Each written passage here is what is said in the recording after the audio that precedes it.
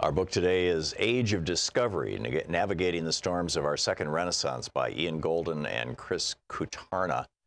The paperback edition is now out. This is from Chapter 1, titled To Flounder or Flourish. If Michelangelo were reborn right now amidst all the turmoil that marks this shocking moment we're in, would he flounder or flourish again? Every year, millions of people file into the Sistine Chapel to stare up and wonder at Michelangelo Buonarroti's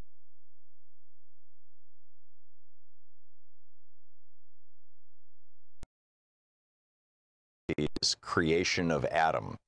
Millions more pay homage to Leonardo da Vinci's Mona Lisa.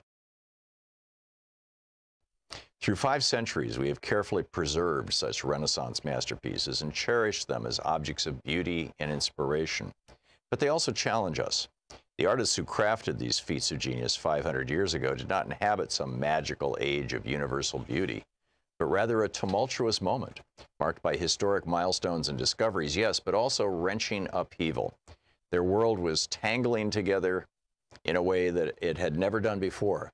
Excuse me, thanks to Gutenberg's recent invention of the printing press, 1450s, Columbus's discovery of the New World, 1492, and Vasco da Gama's discovery of a sea route to Asia's riches, 1497. And humanity's fortunes were changing, in some ways radically. The Black Death had tapered off, Europe's population was recovering, and public health, wealth, and education were all rising. Genius flourished under these conditions, as evidenced by artistic achievements, especially from the 1490s to the 1520s. By Copernicus's revolutionary theories of a sun-centered cosmos, 1510, and by similar advances in a wide range of fields from biology to engineering to navigation to medicine. Basic common sense truths that had stood unquestioned for centuries, even millennia, were eroding away. The earth did not stand still. The sun still did not revolve around it. The known world wasn't even half of the whole. The human heart wasn't the soul, it was a pump.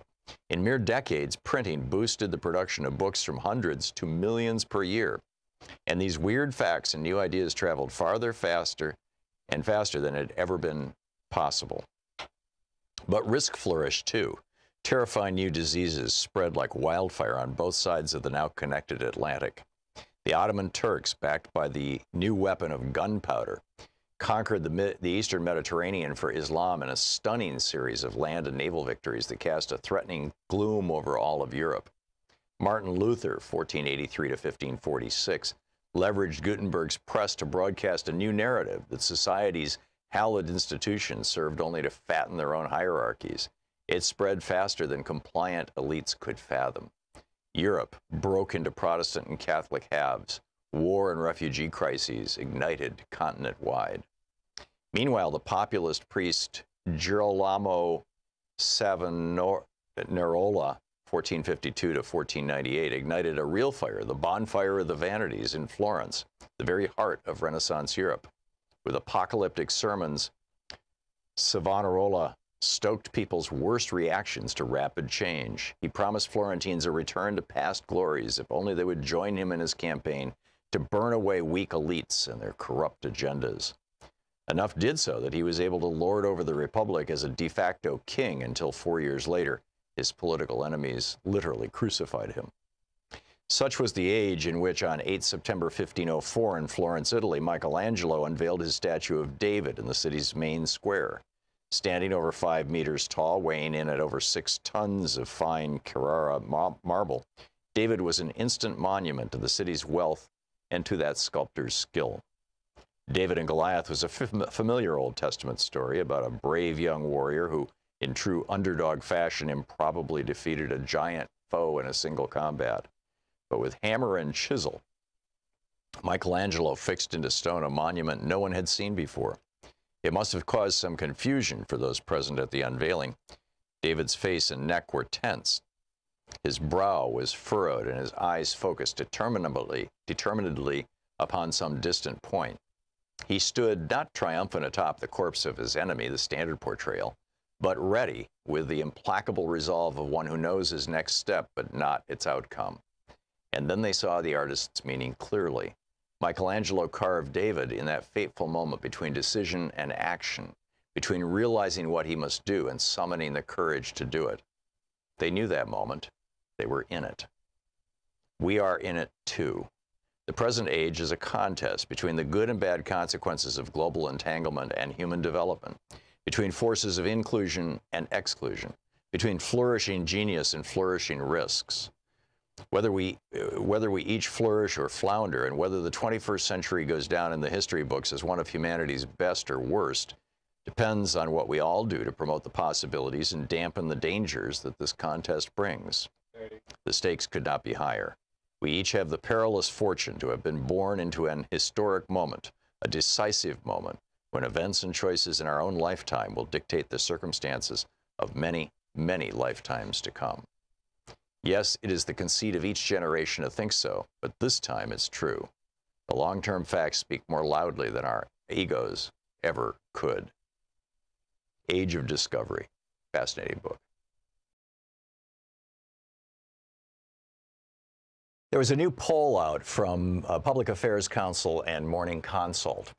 And what this poll found was that while the news media is trusted as a primary source for what's going on, 46% of Americans say they trust the news media, 71% of Americans said that they trust their friends and neighbors as a source of media more than the news media, 71%. Now, what that means is that you, as a Free Speech TV viewer, are well informed on what's going on, far more so than the average person.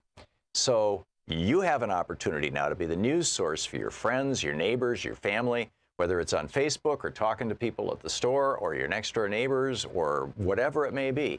And you have an opportunity to let them know about this great news source here, Free Speech TV. Tell them how they can find it. You can go to freespeech.org. You can find all the places where people can watch Free Speech TV. Thank you.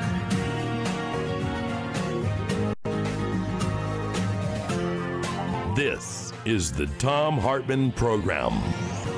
And greetings, my friends, patriots, lovers of democracy, truth, and justice, believers in peace, freedom, and the American way.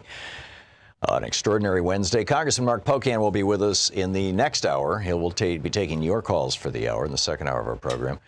There's a lot in the news that I wanted to get to and through, and then we can kind of kick off our national town hall meeting here and have a conversation about it. To start out, yesterday I was reading from Henry Wallace's April 7, 1944 op-ed, maybe it was April 9th, 1944 op-ed in the New York Times, in which he was talking about American fascism. What is American fascism? Who are the American fascists and all that sort of thing. And, the bottom line in my mind is that the billionaire fascists in America now, and I use that word advisedly, that is to say, fascists in the old-fashioned sense of the word, the merger of state and corporate interests combined with belligerent nationalism. I don't know how you can call what we have right now anything other than that. That the billionaire fascists are coming for your Social Security, your Medicare, and your Medicaid. In fact, right after Trump was elected, this was in 2016, in December of 2016. He was elected in November, obviously, when the election happened. He was sworn in January. So in between those two, in December of 2016, Newt Gingrich gave a speech at the Heritage Foundation. I have a piece that'll be up on Alternet later on today, presumably, that has a link to that speech. You can see it on C-SPAN and whatnot. And he said that with the Republicans taking control of the White House, the House, and the Senate, which they did in the election of 2016, that they were going to, quote, break out of the Franklin Delano Roosevelt model, end quote. That FDR model, of course, is what you and I refer to as the middle class. It was created by these so-called entitlement programs, Social Security, Medicare, Medicaid, minimum wage, and progressive taxation, and the right to unionize. I mean, that essentially created the modern American middle class, and destroying the right to unionize, which began aggressively in January 1981 when Reagan was sworn in and immediately went after PATCO, the Professional Air Traffic Controllers Organization, which had endorsed him in the election in exchange for a promise from him that he would allow them to strike, or that he would help them get the new equipment that they needed to bring the air traffic control system in this country up to something safe and reasonable. When he didn't do that, they went on strike and he fired them all. And that was the beginning of this essentially this war. And then, of course, you had the Supreme Court, with the Buckley decision in '76, and then Citizens United in 2010, basically turning our country over to whoever the highest, whoever's willing to spend the most on politics. Here in Portland, we're in the Vancouver, Washington media market, and we're getting these ads from this guy, Rob, I'm forgetting his last name, but he is the former Secretary of State or AG, whatever. He's a former senior official in the state of Washington. Welcome to the Thom Hartmann Program YouTube channel. Hi, I'm live right here, Monday through Friday from noon to 3 p.m. Eastern, and there are plenty of clips from earlier programs to see as well. Please join the channel as a subscriber, which means you'll be notified of any new videos and also when the program is live on YouTube. Once you've subscribed, do check out some of the videos and playlists. There are over 10,000 videos here to choose from. You'll find plenty to keep you busy and hopefully amused, too, from time to time. The video buttons will show you everything. We upload 4 more video clips of the program every which, is, of course, actually writing into the Constitution that the legislature of the state of Oregon, when he didn't do that, they went on strike and he fired them all. And that was the beginning of this essentially this war, sugary sweetened drinks, which, and then, of course, are poison. I mean, you had the Supreme Court, with the Buckley decision in '76, and then Citizens United in 2010, basically turning our country over to whoever the highest running the show. So now that this is happening, right now that they've got this massive debt, and you've been, for 15 years I've been ranting about Jude Wanniski and the two Santa Claus theory. Here it is. When Republicans are in office, run up the debt. When Democrats come into office, and right now, Mitch McConnell is thinking, okay, in November the Democrats are going to be in the House of Representatives. They're going to control it. We're going to get them to shoot Santa. And so what does Mitch McConnell say? Well, we're very concerned about this deficit. It's disturbing. And so, of course, we've got to look at spending on entitlement. Well, here's his exact quote. Spending on entitlement programs must be addressed by both Republicans and Democrats. Right. So the DSCC, the Democratic Senatorial Campaign Committee, just replied saying, to Mitch McConnell, he said, every Republican Senate candidate is on the hook for Mitch McConnell's plan to cut Medicare and Social Security. First, it was jeopardizing pre-existing conditions coverage. Then it was pursuing an age tax that would charge older Americans more for care. Yes, the Republicans proposed that. And now it's targeting the benefits Americans have paid into. This is the new Republican platform. And by the way, the new report, the Treasury Department just reported that the fiscal year 2018, which ended October 1st, 16 days ago, the 2018 federal year just ended. And we showed a deficit of $779 billion, $750 billion is the deficit for last year, for 2018. Well, it turns out that according to the numbers of our Treasury Department, if we were not still in Iraq and Afghanistan, and if there had never been a Bush tax cut or a Trump tax cut, and things were going just fine before these huge tax cuts, it's not like people were suffering, we would right now have a $156 billion surplus, a budget surplus. Oh, and Jamal Khashoggi. This is starting to get bizarre. The New York Times is reporting that they cut his fingers off while he was still alive. And this report over on Raw's Story, by Travis Geddes, journalist Jamal Khashoggi was tortured and dismembered over 7 minutes while he was still alive, according to a Turkish source who heard an audio recording of the murder. The Washington Post columnist was abducted, and they go through all that, we know. Oh, and from the Consulate General's office at the Saudi consulate in Istanbul and dragged into a study next door.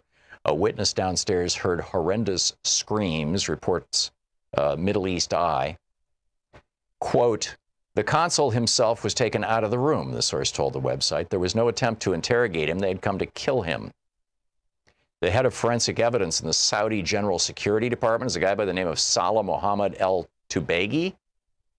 He was part of this 15-man hit squad. He's the guy who brought the bone saw.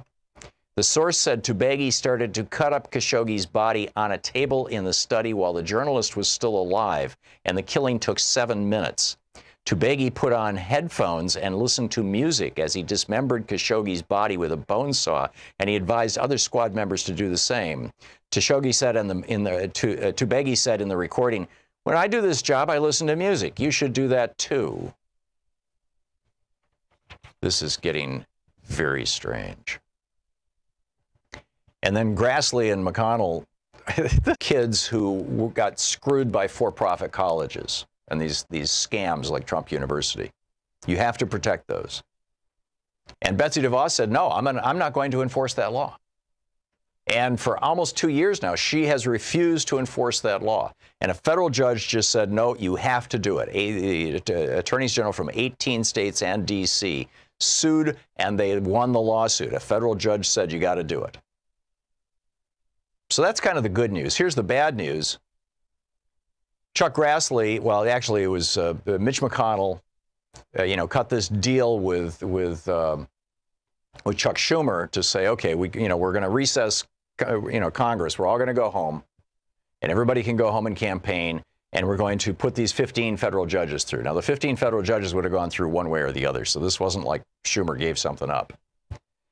But what McConnell did was, as soon as the Democrats left town, he started pushing more federal judges through with just the Republicans.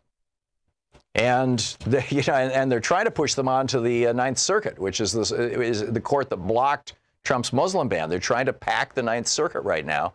One of these guys, Eric Miller, one of these judges that they want to put on the circuit. So the Ninth Circuit is out here. Maria Cantwell is, it's Washington State. That's the Ninth Circuit, and she's saying, I'm going to blue slip this guy. The home state senators traditionally have had the right to block a federal judge that they don't like. Mitch McConnell saying, no, sorry, I'm going to ignore you. You're not here. See you later. We're Republicans. We're going to put these judges on these courts so that the judges so that the next time Betsy DeVos decides she's not going to enforce the law, that she wants to stick it to the students, there's not going to be a federal judge to stand up for the students. You're going to have a federal judge who is a Republican appointee who is going to say, screw the students. This is the way things are going.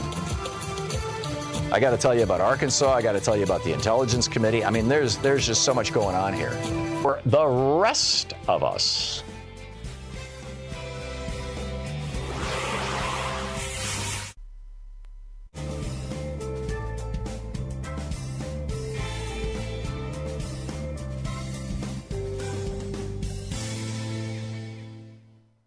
and welcome back. Chaz in Lakewood, Washington. Hey, Chaz, thanks for watching Free Speech TV on your Roku box. What's up? Na zdrovia, comrade, is another glorious day in Trumpistan, is it not? Indeed. With one exception, I don't know why we don't start calling them as we see them. Mitch McConnell held up, you were mentioning Mitch McConnell a few minutes ago, he held up Obama's Supreme Court pick, Merrick Garland, and then slammed through Kavanaugh. And I think we got to start considering these guys are treasonous, and that we feel free to label them as un-American, the party of Trump. Yeah. These are certainly not traditional American values. This is just raw power politics. I mean, this is Machiavelli 101. And the thing that astonishes me is that more Americans are not horrified by this. The thing that relieves me slightly is that you do have the kind of David Jollies of the world, the former Republicans, and who are saying, okay, enough already. Nicole Wallace and whatnot, but they're still Republicans. I mean, they still want to privatize Social Security. David Jolly will go on TV, and Nicole Wallace will run her show, and they'll all talk about, oh my God, Trump is so terrible, or Joe Scarborough for that matter. But they still want to privatize Social Security. They still want to do away with Medicare. They still want to, go ahead, Chaz. Right, and cut back on voting rights. I mean, it just, I shared on Facebook something that just when I saw it blew my mind, that the people who originally inhabited this country, this continent, now essentially, you remember George Carlin's pitch about crowding them off the continent entirely, and now we're taking away their voting rights. The original inhabitants now are not even considered residents. Right, in North Dakota. Yeah. Yeah, this is amazing. And you're talking about 70,000 Native Americans in North Dakota, which is 10% of the entire voting population of that state. And the Supreme Court just backed them up, just backed up the Republicans in North Dakota and said, yeah, you can say to folks, if you don't have a street address, if you only have a post office box, you can't vote. Now, I don't recall seeing that in the Constitution, but the Supreme Court seems to think it's there. I'm trying to imagine the children of these people that are inhabiting the party of Trump looking their grandfathers in the eyes and being proud of them. That's not going to happen. Hard to say. Hard to say. God, I mean, you've got this whole generation of Proud Boys and whatnot, all these young people coming up who are like, oh yeah, we love Trump and we're going to go out and kick some ass. And it's right. It's hard to say, Chaz. I don't think that. And how does that guy yesterday have the temerity to tell you, do you know what's going on in Portland? Yeah. I kind of do. I'm all over the place, Tom. You got more callers. Thank you much. Yeah, no, it's all good, Chaz. It's all good. Actually, I got 20 seconds here, which it wouldn't be fair to put a caller on with 20 seconds. But it's just this is just nuts. And your thing about Trumpistan, I don't know how to take that viral, but it's, I'll keep pushing it. You know where to find it. Yeah. Okay. Thanks a lot, Chaz. Good to hear from you. On the Twitter feed. Thanks. There you go. Yeah. Keep tweeting this stuff, and I'll keep retweeting it. There's some amazing stuff out there. We'll be back with more of the news of the day and your calls right after this. It's 21 and a half minutes past the hour.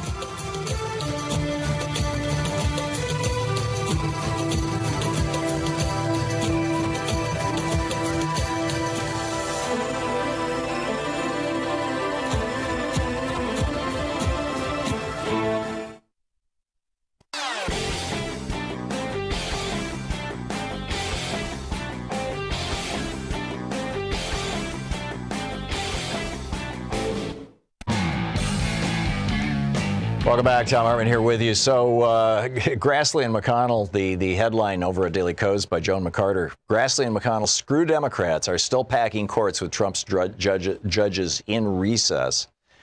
This to basically save Betsy DeVos and the others from ever having to worry about a federal court blocking another Muslim ban or saying, hey, you've got to stand up for these students who got screwed.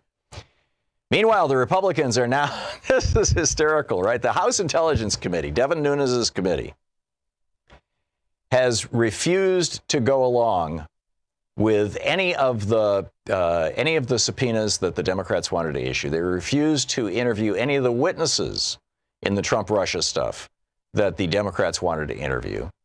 They've completely politicized the entire process. They issued a report that they didn't even discuss with the Democrats. No Democrats knew about it or signed off on it, saying it's all good. Trump is cool. They've spent millions and millions of dollars investigating Hillary Clinton and her emails and the Uranium One deal and all this other kind of stuff. This is the Republicans on the House Intelligence Committee, right? And right now, fully 1/3 of all the Republicans in the House of Representatives have put their name on the list to ask Paul Ryan or the next Speaker of the House, the next Republican leader of the House, if it flips to the Democrats, to put them on the Intelligence Committee, because apparently that's the place where you can most effectively suck up to Trump and use it for massive fundraising, become a superstar. But now that it's possible that the Democrats are going to take it over, Tom Rooney, the Republican from Florida, who's on the House Intelligence Committee, said this. The House Intelligence Committee has to revert back to the way it was, sort of like the sleeping little classified committee that nobody ever hears about. Right.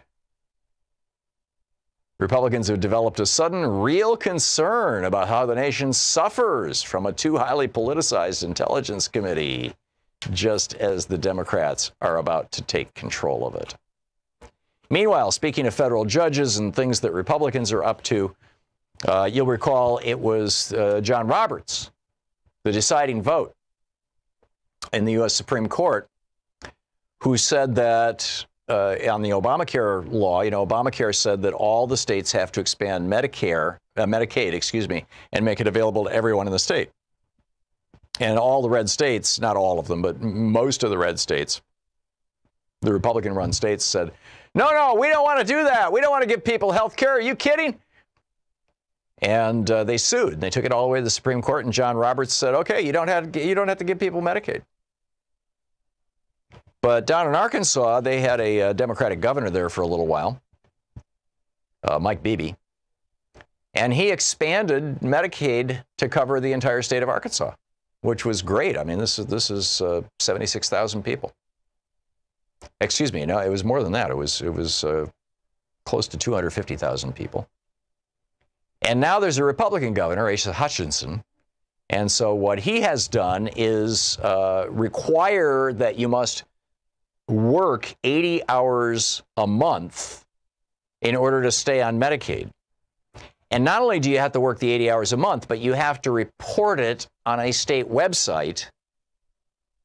Even if you are working low-wage jobs and you can't afford the internet or a computer, you still have to report it on the website. The population in the United States who's most likely not to have access to the internet are poor people. And on top of that, the state keeps taking the website down, just like Trump has already announced that when the enrollment period opens for Obamacare in November, they're going to start taking the Obamacare sign-up site down for maintenance, which they did last year too. So you can't even sign up, which is bizarre. So here's the news now. That's kind of the setup for the news. Here's the actual news. This is Joan McCarter writing over the Daily Kos. The state of Arkansas announced Monday it's kicked 4,100 people off its Medicaid program for failure to meet the state's new work requirement. That's on top of 4,300 people who lost coverage last month and another 4,800 who are going to lose it next month. Now, Kentucky tried to do the same thing, by the way, and a federal judge blocked it. Another reason why Mitch McConnell is pushing federal judges onto these courts, even while the Democrats have gone home to campaign. And he lied to Chuck Schumer that he was, saying, well, I would never do that. He's doing it right now. It's amazing. Back with your calls after this. You're listening to the Thom Hartmann Program. Call 202-808-9925. We'll pick up your thoughts on all this stuff and a little bit more of the news after the break here. Stick around.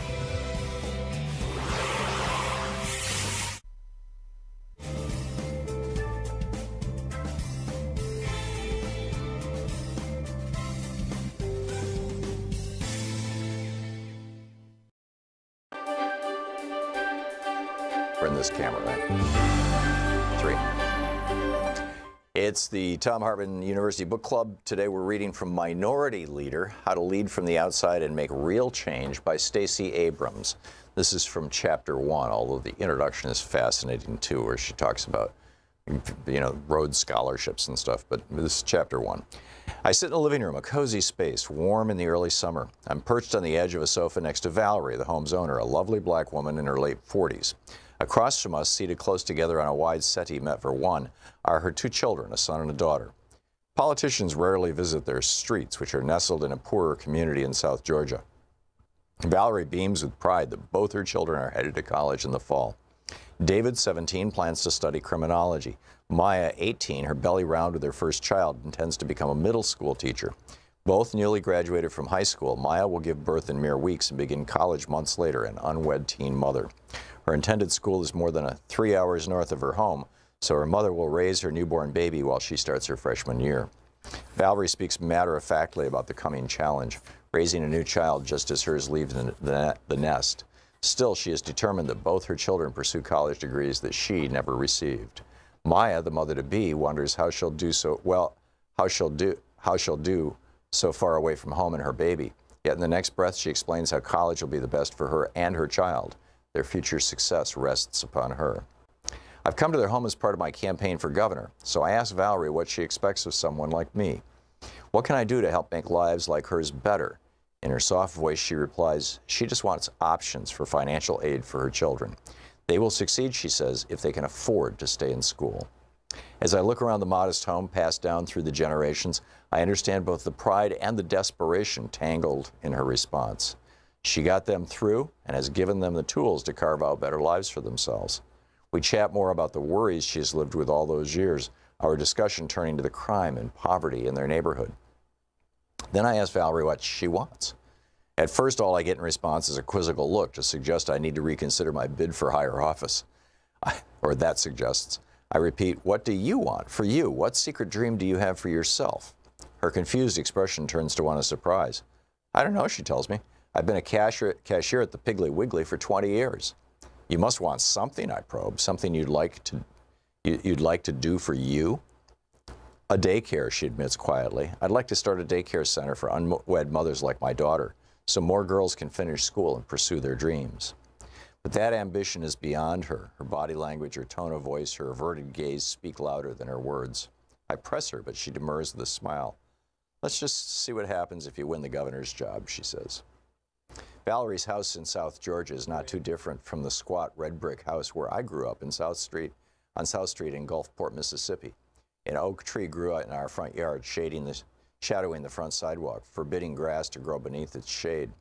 Pink azaleas bloomed each spring from bushes that flanked the front door. Our rented house and the others set close by teemed with children, all black, all working class. We played in our postage-stamped yards, make believing the fantastical, superhero exploits, cops and robbers. As we got older, we'd talk about moving to New Orleans or living in one of the mansions along the beachfront that lay less than 5 miles away, across the railroad tracks that ran in between our neighborhood and the more wealthy environs. We dreamed of more, while our parents' lives centered around survival and making it from paycheck to paycheck. Instinctively, we understood that more had to be possible, even if we didn't know what to do to get there. These imaginings, these desires, are the roots of ambition. As adults, like Valerie, we tend to edit our desires until they fit our construction of who we're supposed to become. In such a world, I wouldn't dare dream of running for higher office, for mayor or governor or president. At least for now, Valerie sees herself retiring in 20 more years from Piggly Wiggly as a cashier, rather than as a small business owner who helps the community raise its children. From our brief meeting, I could see she had the fire, albeit of a low burn, of a minority leader.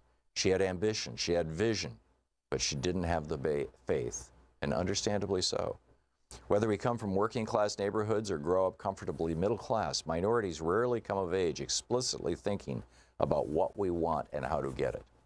People already in power almost never have to think about whether they belong in the room, much less if they would be listened to once outside. These men, and they are usually men and typically white, do not have to grapple with low expectations based on gender or race or class. Ambition for them begins with reminiscences of old times and older friendships or newer alliances. The ends have already been decided. Only the means are to be discussed. Most potential minority leaders feel the same lack of faith Valerie had, at least at some point in their evolution. We may not know how to get the first job, let alone make it to the big chair. We don't know how to take the leap from accepting our fates to actually changing them, and not just a little, but radically. Then there are those who simply don't know what they want. The drive to achieve burns inside, often without a clear target. We want to be something, but what that is remains hazy. Often we cannot articulate our goals because they lie just beyond the reach of who we're supposed to be. Ambition's scale is irrelevant. What holds us back is not scope, it's fear. And because we don't know what to call our dreams, don't know how to make them happen, or are pretty sure we'll be disappointed, we just stand still. But becoming a minority leader demands that we embrace ambition as our due. Stacey Abram. Want to connect with the show online? You can find the Thom Hartmann Program on Facebook, Twitter, and Instagram.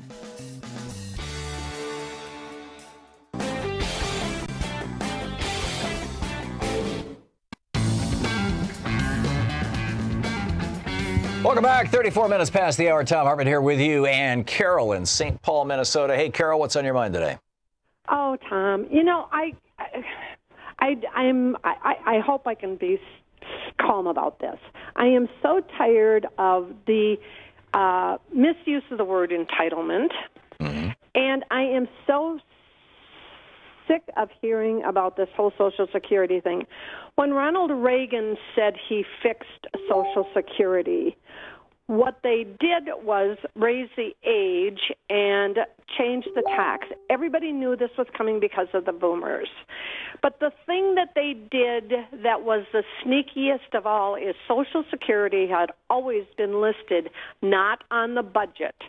It had been listed someplace else because what that comes in is what goes out. Right. No tax money, income tax, let's clarify. Yeah. No, not one dime of income tax money covers Social Security. That is paid for by you and your employer, and it is only due to you. And it is due to you when you retire. Correct. So when they changed where they looked at it, now they can call it part of the budget. It isn't part of the budget. It never was intended to be part of the budget. And nobody ever says Social Security, which is a program that pays for itself, and Medicare, which pays for itself. Medicaid is an extra. Right. But a small raise in those taxes or Medicare for all would completely eliminate the problem. Yeah, if we just lifted the cap. If we just did away with the cap. Yeah, and we have awful, nasty people in Washington, D.C. who just can't stand anybody to have anything if they're not a millionaire. It seems that that's the case. I think that there's actually a deeper philosophical argument that the conservatives are making to themselves. I don't just think this. I mean, you can read it in Russell Kirk's book, The Conservative Mind, and in numerous other publications over the years. They used to be much more upfront about this. William F. Buckley used to talk about this right out loud, which is that if you have a stable and secure middle class, the conservatives feel or worry that will lead to social instability. It'll lead to things. This is what Russell Kirk predicted in 1951 was, as the middle class was starting to emerge as a result of FDR's policies, that if the middle class got strong enough, you would see women demanding equal place in the workplace. You would see young people refusing to honor their elders. And I forget the list, but there's a couple of things there that that he laid out basically. And sure enough, it happened. I mean, in the 60s they legalized birth control pills in 61, and boom, you had the women's movement, and they legalized abortion in 73, and throughout that 2-decade era, more or less, you had young people refusing to go to Vietnam, and all the Republicans sat around and go, Russell Kirk was a prophet. We've got to destroy this middle class and turn these people back into the working poor, so they will just shut up and go to work and stop voting, stop hassling us, stop protesting, stop demanding things, and we can get on about the business of getting rich. And that's what's going on, in my opinion, Carol. And Ronald and the current occupant of the White House is doing that in a different way with all of this craziness. I scream every night at MSNBC for talking as if this is a normal man. Yeah. He is not. He will never be. He is not going to change. He's 72 years old. It's carved in stone what he is made of, and nothing that he is made of is very nice. I almost had a fit the other night. Ali Gelshu, who's substituting, I think, for Lawrence O'Donnell, called something that Donald Trump said a lie. Yeah. On the air. Ali Velshi is solid. I mean, he's as a journalist, he used to work for Al Jazeera, and he's been around the block. He's a Canadian immigrant to the United States. And he gets it. He gets all kinds of stuff, and he will speak the truth, on occasion. And I have a lot of respect for him as a journalist. Although I would still like to see the so-called liberal network actually be liberal and actually have liberals on instead of just anti-Trump Republicans. But yeah, I'm with you, Carol. I need to move along, but thank you for the call and thanks for listening to us there in St. Paul. Jesse in Miami. Hey, Jesse, what's up? Hey, hi, Tom. So much. Hey, I want to get to the basics. Mr. I hate to say Mr., but Cheney said that, that deficits don't mean nothing. Yeah, his exact quote was deficits don't matter, yeah. No, actually, his exact quote was, Ronald Reagan taught us that deficits don't matter. And what he was saying was, Reagan was the first guy to do the two Santa Claus theory. He tripled the national debt while he was in office, and then as soon as he left, the Republicans started screaming that the Democrats needed to cut Social Security. Back to you, Jesse. Okay, thanks. What's behind saying the deficits don't mean nothing? These guys know the whole system is a scam. So we're getting all upset about they're going to burn us when the deficits get high, and then they start playing Scrooge and all of that. So we go into a song and dance for nothing. Yeah. Well, it's not for nothing. I mean, Social Security literally has never failed, has never missed a check. It's never, since 1936, it's never missed a payment. And that's a big deal. That's not a scam. That actually works. And the changes... Can I get this in? Yeah, go ahead. It's important. They say it don't mean nothing because they print money. Cheney said, we create reality. Yeah, although that was in a different context. He was talking about, we can convince people that there's weapons of mass destruction. It's still the same because everything we see in here is what they control. Yeah. They don't even have to report. You was right about the crash of 16. It happened, but it was political. Yeah. Well, actually, there was an economic downturn in 2016 that wasn't only reported after the fact because it was obscured by the rising stock market. And more proof that the stock market is not the economy. Jesse, thank you. Good points all. Susan in Brunswick, Georgia. Hey, Susan, what's up? Hey, Tom, I read an article in a magazine, and I also looked it up on the government website, and it seems to be true. And I wanted to make everybody aware of this. It's called Save the American Workers Act, and you can look that up. And what this is, it's going to get rid of the Affordable Care Act and gut that and all of that.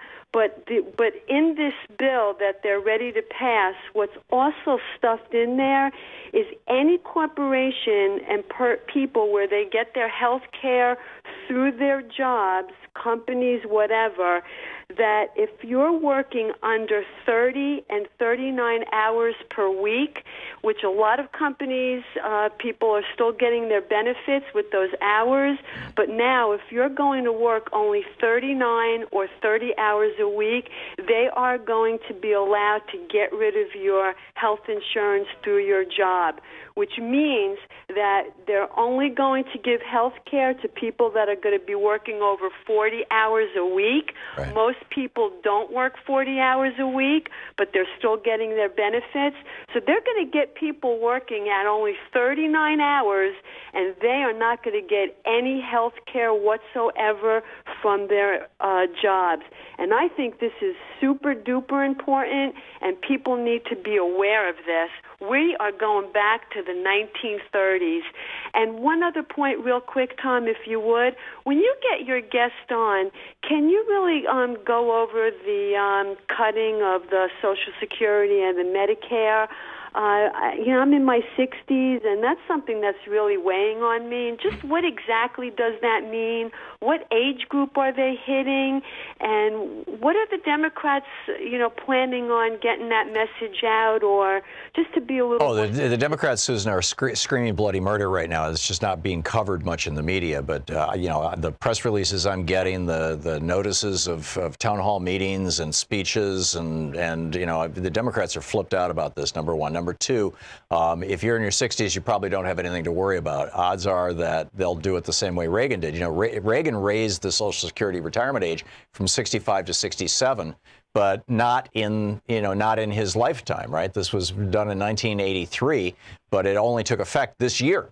So, or next year, I think, is actually the big year. And although it went up to 66 a couple of years ago.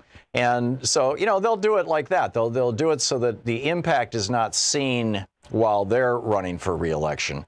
The impact will be, in literally one generation later. So it's the young Gen Xers and the millennials who they're intending to screw. Those are the ones that they want to steal the money away from. And Reagan doubled the Social Security tax. He also made Social Security income taxable, which reduced the take-home pay to pretty much everybody, and all these other things. So, and it doesn't surprise me, Susan, that the Republicans would name a piece of legislation that is designed to make it easier. Right now, it depends on the state, and it depends on what kind of job you have, and there's all these variables and if-thens. But broadly speaking, people who work less than 30 hours a week are generally not considered to have any legal right to demand benefits, whereas people who work over 30 hours a week can, and that's why a lot of employers keep people to 29 or 30 hours a week. And you're right, if they raise that up to 40, or 39 hours a week, suddenly employers are going to go from 29 hours to 39 hours, and again with no benefits or anything. And this is the new reality in America, or at least if the Republicans continue to hold power, which is why it's so important. And Susan, thank you for the call. Why it's so important that we all get to the polls. And odds are your voter registration period has closed or is closing today. But it's still not too late, and it won't be too late right up through the first week of November to double check that you have not been purged from the rolls by the Republicans yet. You're listening to Thom Hartmann. Visit ThomHartmann.com for audio and video archives. Because this is absolutely how they have won past elections. It's how Bush got the White House, purging the vote down in Florida. This is absolutely what they're all about.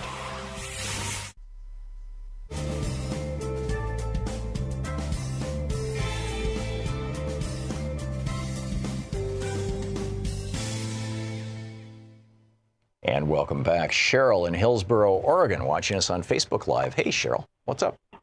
Hello. Yes, I am on SSDI. So you're on Social Security disability insurance. Disability insurance. Right. I am 61. But my concern has been, I keep hearing that they won't touch Social Security, and I know I don't trust that promise at all. Right. But what my concern is disability going to be treated differently because it's not true Social Security. It's a subset. I think that's a very serious and legitimate concern, Cheryl. What we've seen over the last couple of Republican administrations, particularly during the Bush era, that they have made it harder and harder to qualify for Social Security disability. And so it's now a process that typically takes, at least 2 tries, often a lawsuit, and typically takes about 2 years. I don't know if that was your experience. It wasn't actually. I was able to get it on the first go-round. Okay, well, good. But, my guess is that what they'll do is they'll tighten up the requirements. They'll make it more difficult. And they'll also, they did this just with the last budget. They cut millions of dollars. I forget the exact amount. I think 215 million sticks in my head, but I can't swear to it. But they cut millions of dollars out of the Social Security budget, not in terms of benefits, but laying off employees so that when you are applying for disability insurance, that you've got, half as many people dealing with the same number of applications, and so it takes twice as long. And so that slows the process down. So, yeah, I think that the disability payments, and again, odds are that you will not be the victim of this. Odds are it would be our children's generation who will be the victims of this.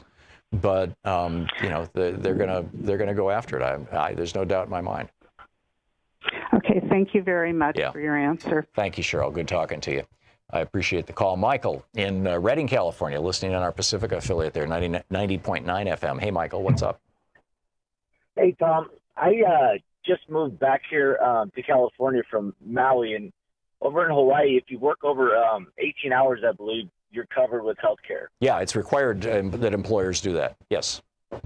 So I had an autistic daughter that was born out there, and the services were amazing. And then I moved back to California, and I've just been getting hit left and right from the school district to health insurance.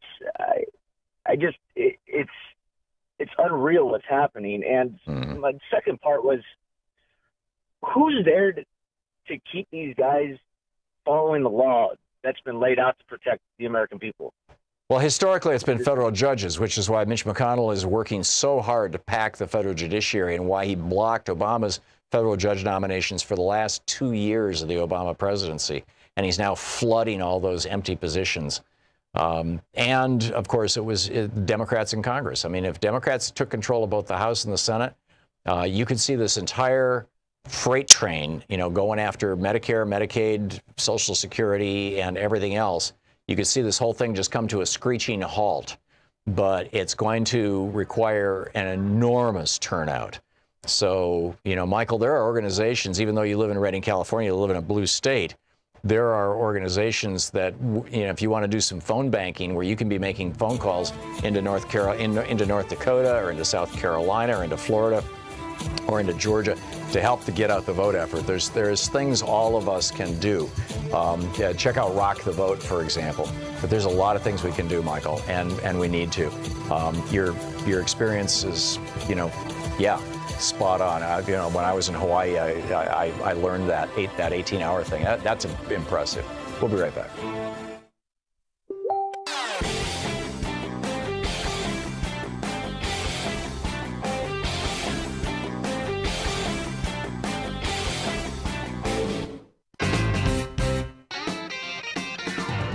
Welcome back. Joan in Nashville, Tennessee. Hey, Joan, what's on your mind today?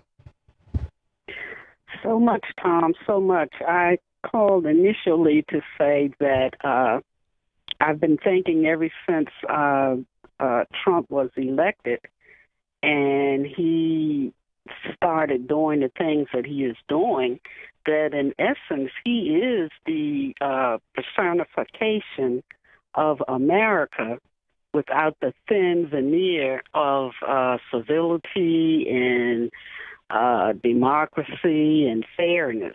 The way I see it is that if you look at each country or each society as a triangle, and at the very top of the triangle it's very small, and there's a limited number of people who can fit at the top. And you can look at that configuration across countries and societies. And so basically what you have is the people at the top relate to each other as opposed to relating to the people at the bottom of the pyramid in whatever country or society you want to look at. Well, I'll say most of them, not all of them. Mm-hmm. And what whites are experiencing now is what black people have always experienced in this country. Yep. And so what I say is, welcome to our world. And I'm not saying that to be pejorative in any way, although I don't apologize for being angry because I deserve to be angry. But what I'm saying is that when the rest of society looks at whoever they have marginalized and they accept the ill treatment of the marginalized, they don't seem to realize that eventually that same negative behavior is going to move in towards them. You're right. The rich do not care about the poor. They never have. If you look at European society, before they came over here to the continent of what they're calling America, poor whites were doing as badly as they're doing now. Yep. And there weren't any black people for them to blame. Yep. And this is what they're going towards again, and they seem to be running towards it. It seems as though anything that hurts black people, they are fine with, even if it means they have to suffer too. Yeah. But as long as they get a half a crumb more than black people, they're satisfied if the rich whites take the whole loaf of bread. I can't understand that. And you are a historian, and I think I've read somewhere that in the beginning, poor whites and black people intermarried, lived together. Yeah, there was a fair amount of that up in the Northeast. Decided that they would put a wedge between those two groups, tell the whites that their lot laid with the rich whites, whereas the rich whites think the same way about poor whites as poor whites feel about black people. Yep. And they just can't seem to come together. Yeah. And the technique that the rich whites use is very successful, and they continue to use it, and they should, because it's successful. All you have to do is give one group a half a crumb more than the other group, or even within a group, give some factions within that group a few more crumbs than the rest of the group, and you wiped out whatever goal they had directed against the wealthy whites. And it's successful. So, yeah, no, it's divide and conquer, can't Joan. And this is what Lyndon Johnson pointed out when he said the Republican strategy is essentially, if you can convince the poorest white person that he's better than the richest black person, he'll let you pick his pocket. And that is, that has been the Republican strategy. LBJ called it out in '67, and it's been going on ever since. And it was going on long before that. And your point about the thin veneer of civilization, I think, is a really important one. It's like the thin layer of the American middle class. These things are there by virtue of a whole lot of people creating structures that put them in place and hold them in place. And the Republicans are systematically destroying those structures. It's like they're taking the girder beams out of the building, and eventually it's just going to be this shell, and it's going to collapse in on itself. And whether you call it civilization or democracy or the United States of America or whatever. And that's one of the things that concerns me so much. Joan, thank you. The brilliant analysis. Thank you so much. John in Edgerton, Wisconsin. Hey, John, what's on your mind? Hi, Tom. My idea is I've been going door to door for Iron Stash around here, and Randy Bryce. It comes down to it's the whole thing of fascism. I usually call it corporatism, because see, we have a lot of union people around here, and we understand that the corporations, they don't want to hear from the people. The one thing they hate the worst is to have the people tell them how to run their business. Right. And it almost seems like now Trump is using, or the Republicans are using the exact same example of union busting, and they don't want the people to have a voice. Yeah. They're right up front about it. They're right up front about it. And then you got big corporations that are right up front about it too. I mean, Amazon now is having their managers, when they took over Whole Foods, they're having their managers sit down and watch these videos about how evil unions are and how they screw things up. Yeah, that's basic, and they'll lie to you right out front, and it's a lie because everybody else has worked in the union around here. And the other point I wanted to bring up too is we used to have a shoe factory in Edgerton, and we used to make military shoes. We had Les Aspen down here as our representative, and we used to get a lot of pork barrels. It just seems like pork is bad, but now they just ship it all overseas. Yeah.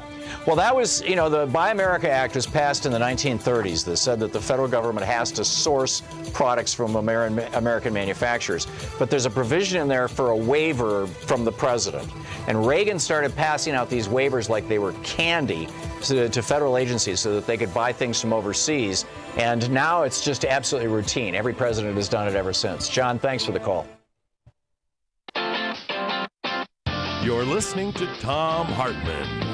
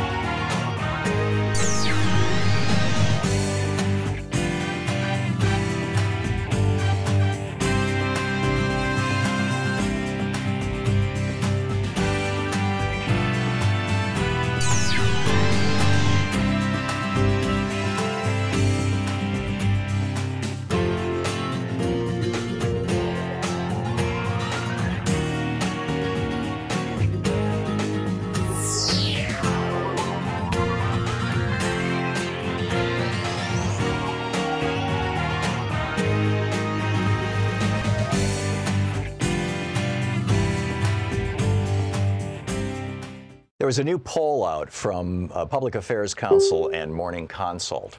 And what this poll found was that while the news media is trusted as a primary source for what's going on, 46% of Americans say they trust the news media, 71% of Americans said that they trust their friends and neighbors as a source of media more than the news media, 71%. Now, what that means is that you, as a Free Speech TV viewer, are well informed on what's going on, far more so than the average person. So you have an opportunity now to be the news source for your friends, your neighbors, your family, whether it's on Facebook or talking to people at the store or your next door neighbors or whatever it may be.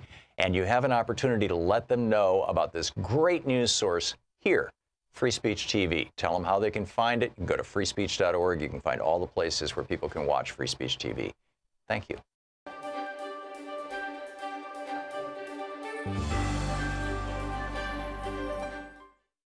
Today we're reading from Requiem for the American Dream, The 10 Principles of Concentration of Wealth and Power by Noam Chomsky. Brand new book. From the preface, a note on the American dream. During the Great Depression, which I'm old enough to remember, it was bad, much worse objectively than today. But there was a sense that we'll get out of this somehow, an expectation that things are going to get better. Maybe we don't have jobs today, but they'll be coming back tomorrow and we can work together for a brighter future.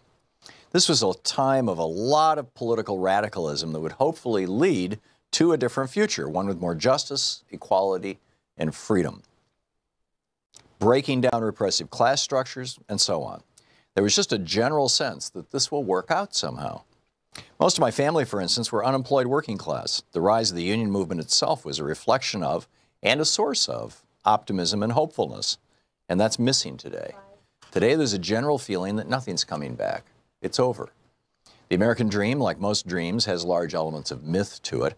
Part of the 19th century dream was the Horatio Alger story. We're dirt poor, but we're going to work hard and we'll find a way out of it, which was true to an extent. Take my father, who came in 1913 from a very poor village in Eastern Europe. He was able to get a job in a sweatshop in Baltimore and gradually work himself up to the point where he could go to college, get a degree, and finally even a PhD. He ended up living what's called a middle-class lifestyle.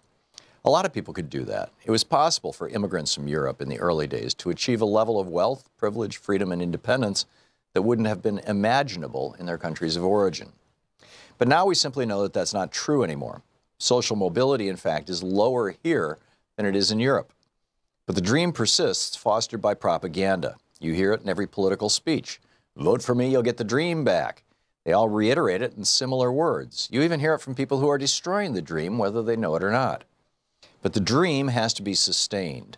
Otherwise, how are you going to get people in the richest, most powerful country in world history with extraordinary advantages to face the reality that they see around them? Inequality is really unprecedented. If you look at total inequality now, it's like the worst periods of American history. But if you refine it more closely, the inequality comes from the extreme wealth in a tiny sector of the population, a fraction of the 1%. There were periods like the Gilded Age in the 1890s and the Roaring '20s and so on, when a situation developed rather similar to this. But the current period is extreme. Because if you look at the wealth distribution, the inequality comes mostly from super wealthy. Literally, the top 0.1% are just super wealthy. This is the result of over 30 years of a shift in social and economic policy. If you check, you find that over the course of these years, the government policy has been modified completely against the will of the population to provide enormous benefits to the very rich. And for most of the population, the majority, real incomes have almost stagnated for over 30 years. The middle class, in that sense, that unique American sense, is under severe attack. A significant part of the American dream is class mobility. You're born poor, you work hard, you get rich. The idea that it's possible for everyone to get a decent job, buy a home, get a car before their children go to school, and have their children go to school, it's all collapsed. Take a look at American society. Imagine yourself looking down from Mars. What do you see?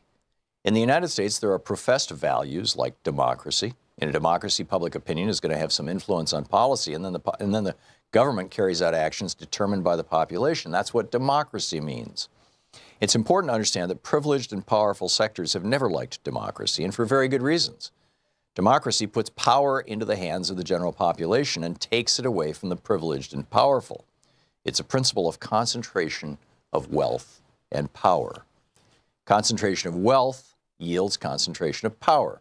particularly so at the cost of, as the cost of elections skyrockets, which forces the political parties even more deeply into the pockets of major corporations.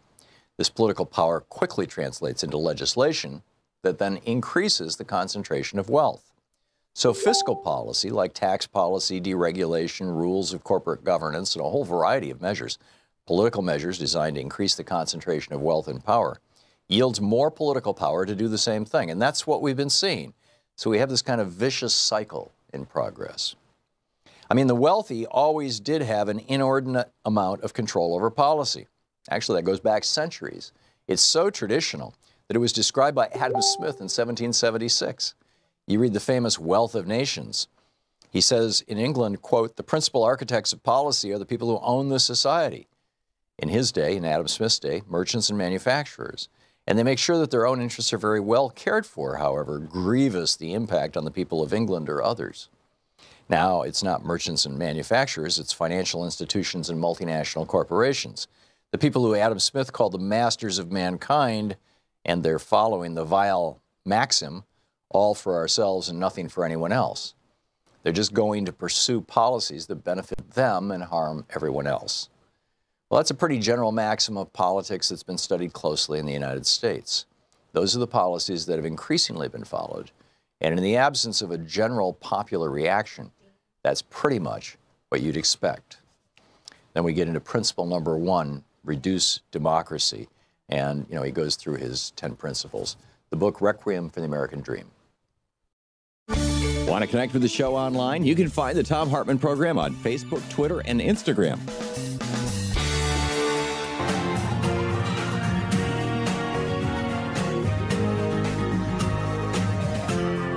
This is the Thom Hartmann Program. Welcome back. Thom Hartmann here with you. Congressman Mark Pocan is on the line with us. He'll be taking your calls for the hour. It's Midday with Mark here on the Thom Hartmann Program. His website, pocan.house.gov, and you can tweet him at Rep. Mark Pocan. He is the co-chair of the Congressional Progressive Caucus, kind of the #1 progressive in Congress here, and also represents the 2nd District of Wisconsin brilliantly. And Congressman, welcome back to the program. Oh, thanks, Tom. Very glad to be here. Thanks for being with us. We've already got a bunch of people on the line, waiting to talk with you. Just real quickly, what's at the top of your agenda? What are you hearing out in the district? I'm guessing healthcare is a big deal. Yeah, I've been traveling the upper Midwest, helping out a lot of congressional candidates. And, what we hear over and over, again, via both commercials and in articles, is health care. Republicans realize their tax bill is not working for them. Of course, I think they knew that. It was just for their donors anyway.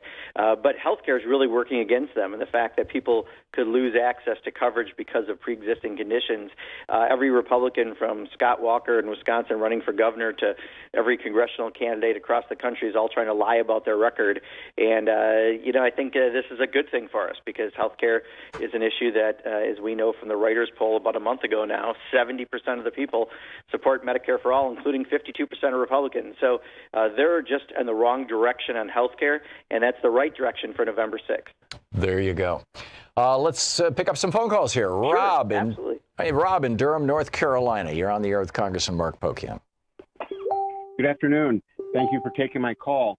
I have a question regarding arms sales, and it's coming up with Saudi Arabia. But the money that is made from the arms sales, do they go to the manufacturers of the arms, or do they go to the American Treasury? No, this is money that the manufacturers make, and I think what Donald Trump has hyperinflated, one is the amount of money that Saudi Arabia is going to spend on arms because he's including past, future, present money all included, and then he's hyperinflating the number of jobs connected to it. So this is money that would go to companies in the United States that do employ people. But then again, here we have perhaps the Crown Prince lying to the entire world, including the United States, about what may have happened in Turkey, and the president just defends him without any regard for what the truth actually is. Joy in Crescent City, California. You're on the air with Congressman Pocan. Thank you so much for taking my call. My question is regarding how do we get out of this mess? Robert Reich has proposed the idea of annulling this election if it can be definitively proved that Trump conspired with Russia to steal the election. And I'm just wondering if that's a possibility or if there are other things being considered. I think that we are in uncharted territory here, and I think we need to come up with creative solutions to fix this problem, and the problems are very deep. And I'm wondering what the congressman's take is on the annulment idea, or if there are other ideas that are being considered. And if I may add to Joy's question, Congressman, what if Robert Mueller reports back after the election that, in fact, one of the reasons Donald Trump, in fact, the reason Donald Trump is in the White House right now is because of a foreign country, specifically Russia, decided to intervene in our election? Thank you, Joy. Yeah. So Joy and Tom, great question. And I don't know if I have the singular answer because, as you said, Joy, this is uncharted territory. What I do know is we're still waiting for the Mueller report. We don't know if the Mueller report will be as strong as to say something so explicitly. It may say lots of other things that they're looking at and they've come up with. And, we still have all options on the table on how to deal with things. I think annulment is one of the more difficult. So I think, what we're going to have to do is, one, remember elections have consequences. In less than 3 weeks is a very, very important election where we can flip the House of Representatives, maybe flip the Senate, maybe flip 10 governorships and a whole bunch of state legislatures, as well as attorney generals and others across the country. So we've got to be active around that. If we take the majority in the House, we will be able to do hearings on his taxes, on the emoluments clause, on all sorts of things, and finally get some answers where Paul Ryan and Mitch McConnell have been quite happy burying their head in the sand and not knowing what Donald Trump was actually up to. So there are lots of things we're going to be able to do should the election go well on November 6th. But right now, I think the focus has to be on let's make sure we all do everything we can to get out the vote for that election. And then we've got 2020 coming up at bare minimum to make sure that we can take back the White House. But we all have to be really present and active, and we'll definitely do our jobs in Congress. But we need everyone being present and active for November 6th. John in Paulsbo, Washington, if I'm saying that right. You're on the air with Congressman Pocan.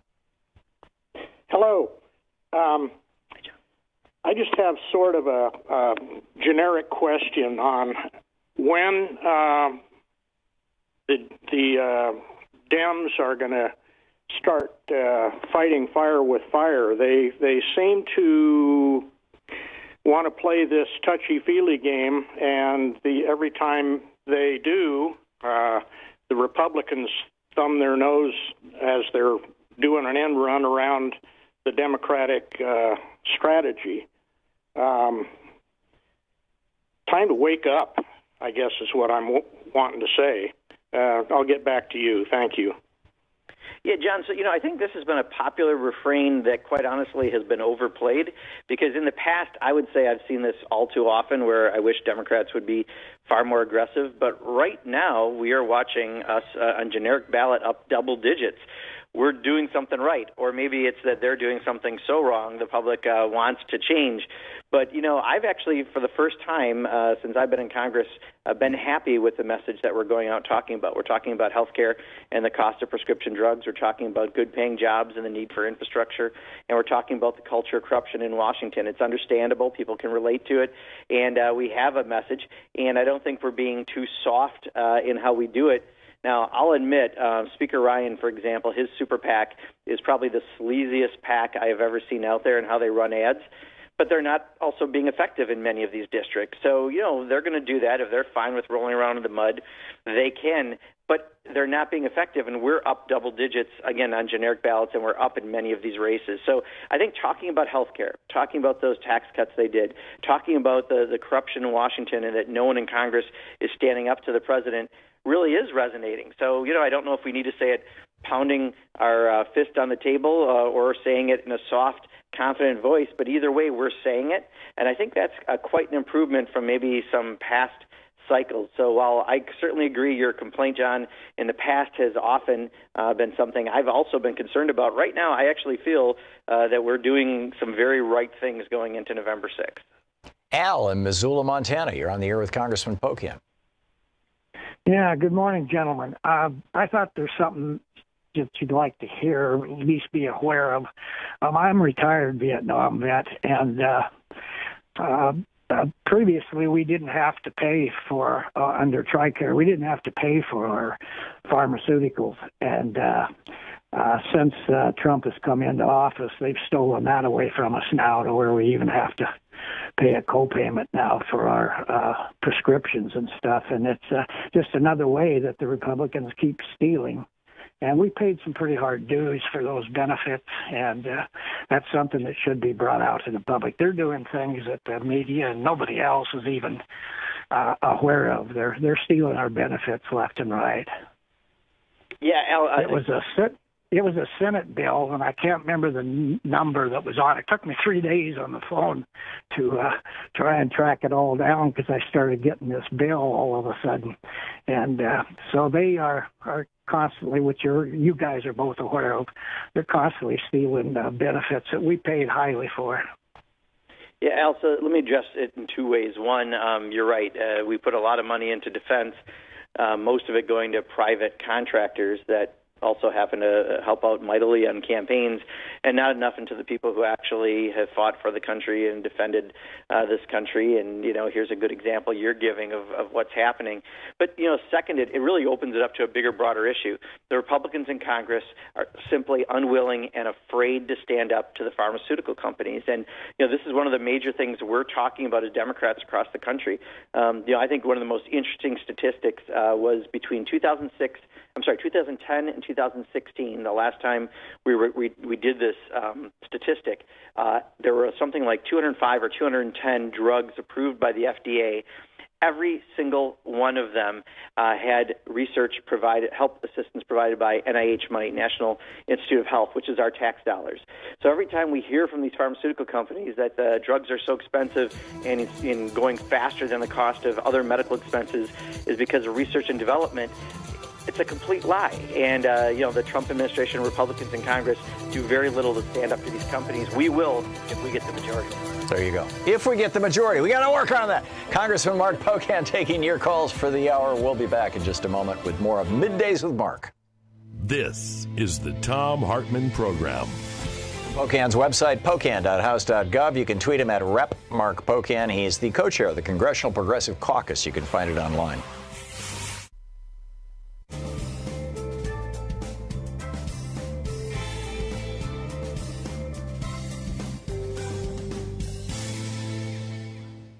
And welcome back. Corky in Hilton, New York. You're on the air with Congressman Pocan. Hello, Tom. I want to talk to him about these arms sales to Saudi Arabia. You're on with Congressman Pocan right now, Corky. Yeah, well, this is stupid. You're going to do a deal with them to sell them arms. He just proved to you he's willing to kill Americans. I mean, what am I on the right planet, Congressman? Yeah, Corky, I'm with you. I hear what you're saying, and we've been saying this over the entire situation in Yemen as well, where there's a Saudi-led coalition, but it's largely Saudi Arabia that's been attacking a country that's probably the second worst humanitarian crisis outside of Syria on the planet. And we're actually helping with refueling, and we're helping with some ground advice and other things that there's a bipartisan coalition of us in Congress want to stop. And then you've got them doing this, going all the way back to 9/11. Most of the people who perpetrated 9/11 came from Saudi Arabia. And I think with this president in particular, he sees profit and money in Saudi Arabia for he and his family, and because of it, he is unwilling to take them on, even with a modicum of aggressiveness in trying to get the answers on this. So The good news is many in Congress, in fact, even Lindsey Graham said something recently, and I know the week, it always depends where Lindsey is lately on issues, but you're seeing even Republicans speak out about this. So I agree with you that we shouldn't be just allowing arms sales happen so freely to a country that we don't know if it's being truthful to us, that an American resident may have been killed, orchestrated by the Crown Prince, and let's definitely not forget about the situation in Yemen. Laura in Santa Rosa, California. You're on the air with Congressman Pocan. Yes, hi there. Hi, Pocan. Hi there, Tom. I'm just sitting here listening, and I'm thinking to myself, progressives, we must stop complaining about how the Democratic Party is fighting back. When you're not writing the rules and you have people who, right now, cheating does win. That's what Donald Trump has introduced to us. And so we really have to get a grip and just start working together and think about, just like Tom says, what can we do to make this better? Anyway, with that being said, I was going to talk about Social Security, but I think I wanted to share with you, Congressman Pocan, about voter suppression. Is there something in place to where, because we know that they're going to cheat, we know that. Do we have anything in place that will educate every voter about provisional ballots in their state, in their district, and exactly what they have to do to make sure their vote is counted, and to encourage everyone to follow up on that? If they cheat people out of voting and hand them that placebo ballot and then they don't follow up on it because they're not aware, then it just their vote doesn't get plays into counted. their hands. Yeah, let's let Exactly. Congressman. Yeah, Laura, a great point. And I think, hopefully the media would take that up, although we found that doesn't normally happen, the mainstream media taking up the issue to educate voters about their rights. But I think, what you're going to find especially is if we know many areas like right now, Georgia, and we're watching in North Dakota and some other areas where you're seeing some actual suppression happening at the moment.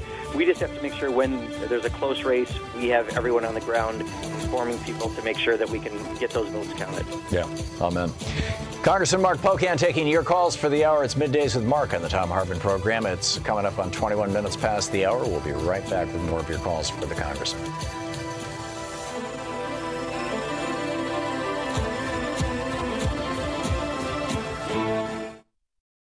There was a new poll out from Public Affairs Council and Morning Consult.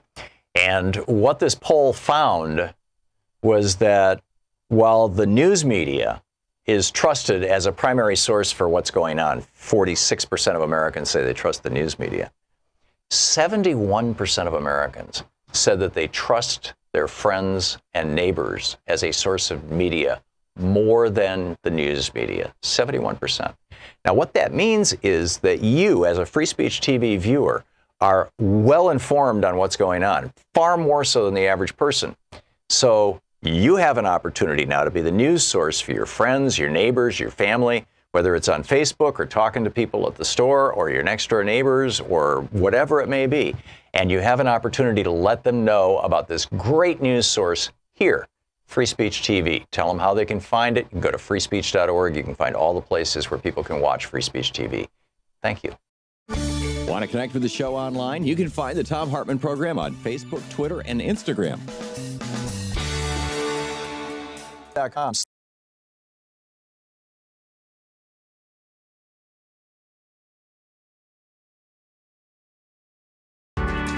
Welcome back. Congressman Mark Pocan taking your calls for the hour. Lowell in Salem, Oregon. You're on the air with Congressman Pocan.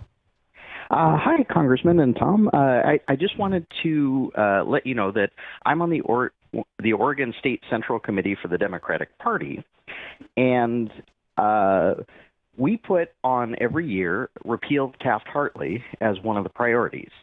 How do we get that to be a priority in Congress when it appears that when we do get a majority, we don't do this?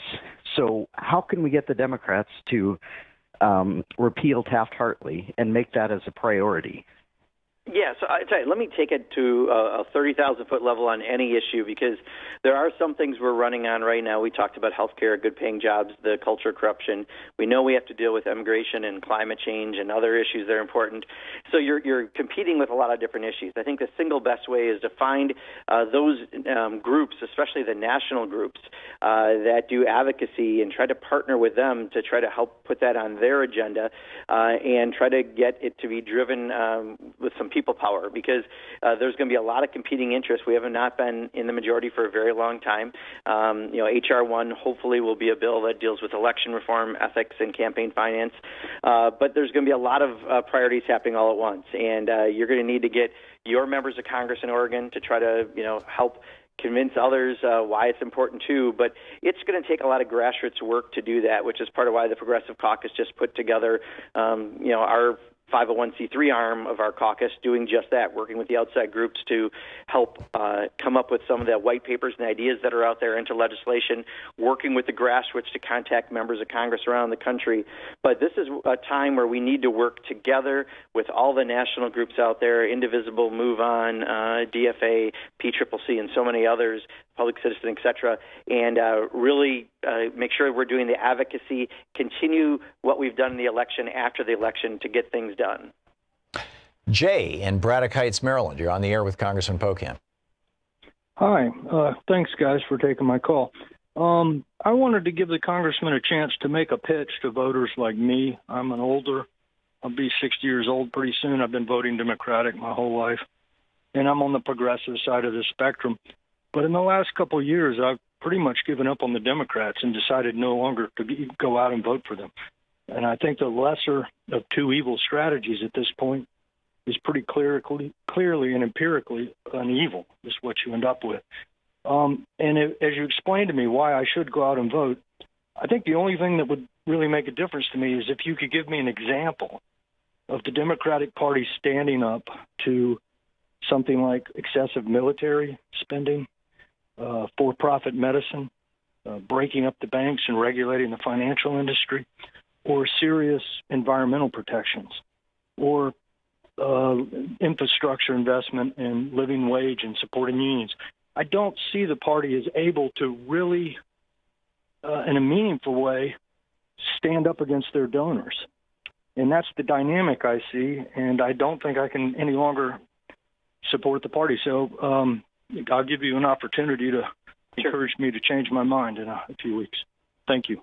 Yeah, Jay, first of all, nothing would make the Republican Party happier than to hear you do what you said you're thinking about doing, which is not participating, because they put a lot of money into this narrative out there that your vote doesn't matter, because they know their base will get out no matter what. And if our base doesn't, because people agree with us on the issues, then they can still win. They've got the big money to put that out there. So first of all, remember, that's exactly what they're hoping to do, and I hope that you don't take the bait that they put out there. I would argue, one of the interesting developments ever since Bernie Sanders' presidential campaign, and Bernie deserves an enormous amount of credit for this, is we've learned our campaigns are not fueled by big special interest donations anymore. They're fueled by small dollar donations. Beto O'Rourke doesn't take any PAC money whatsoever and raised $38 million last quarter down running in Texas, and that wasn't from a bunch of big donors. That was from a bunch of small donations. So already that narrative has changed significantly, and again, I give a complete credit to Bernie Sanders for proving that through his presidential campaign. But the issues we're talking about, Democrats are talking about $1 trillion investment in infrastructure. We're talking about taking on the pharmaceutical companies and getting people, we have to shore up what got taken away on the Affordable Care Act, and many of us are advocating for going for Medicare for all. Over 120 of us in the House alone are sponsors of a bill to do just that. So, there's a lot of misinformation because they want people like you to think there is no difference between the parties and that nothing will happen. You're so if listening you to stay the Thom home, Hartmann you'll Program. accomplish Call exactly 202-808-9925. Sorry, Congressman, we got stepped on there. Oh, no worries. We'll be right back with Congressman Mark Pocan right after this break here at the bottom of the hour.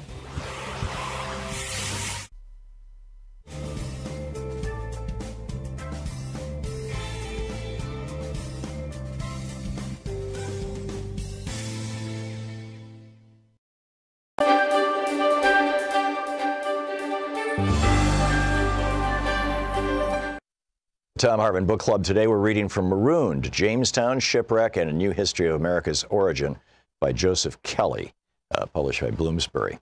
This is from the introduction titled In the Beginning. A storm at sea, waves swelling higher than the ship's deck, and wind like an axe chopping off their caps and throwing water at the heavens. So much seawater in the air, it seems it will drown the lightning. The sky pours down stinking pitch, sulfurous smell, and thunder. A brave vessel full of noble creatures climbing the waves and sliding into the troughs, its seams barely holding together. So opened Shakespeare's Tempest in a cold London theater in the winter of 1611. It was a true story. To use today's common language, Shakespeare ripped this scene from the headlines. Only there were no headlines in 1611. Newspapers had not been invented. The first English language periodical, a weekly broadsheet, was printed 10 years later. Ironically enough, in Dutch-speaking Amsterdam. News of great events circulated the streets of England's towns in more entertaining, less dependable channels. Pamphlets, sermons, songs, notices posted in town squares, private letters passed from one reader to another. And rumor. Buzzing like the crowd noise preceding the play, a cacophonous, often contradictory sailors' stories seeped up from the docks of London, Southampton, and Plymouth. And plays, even those as fantastical as The Tempest, dramatized the rumors and publicized what was going on in the world.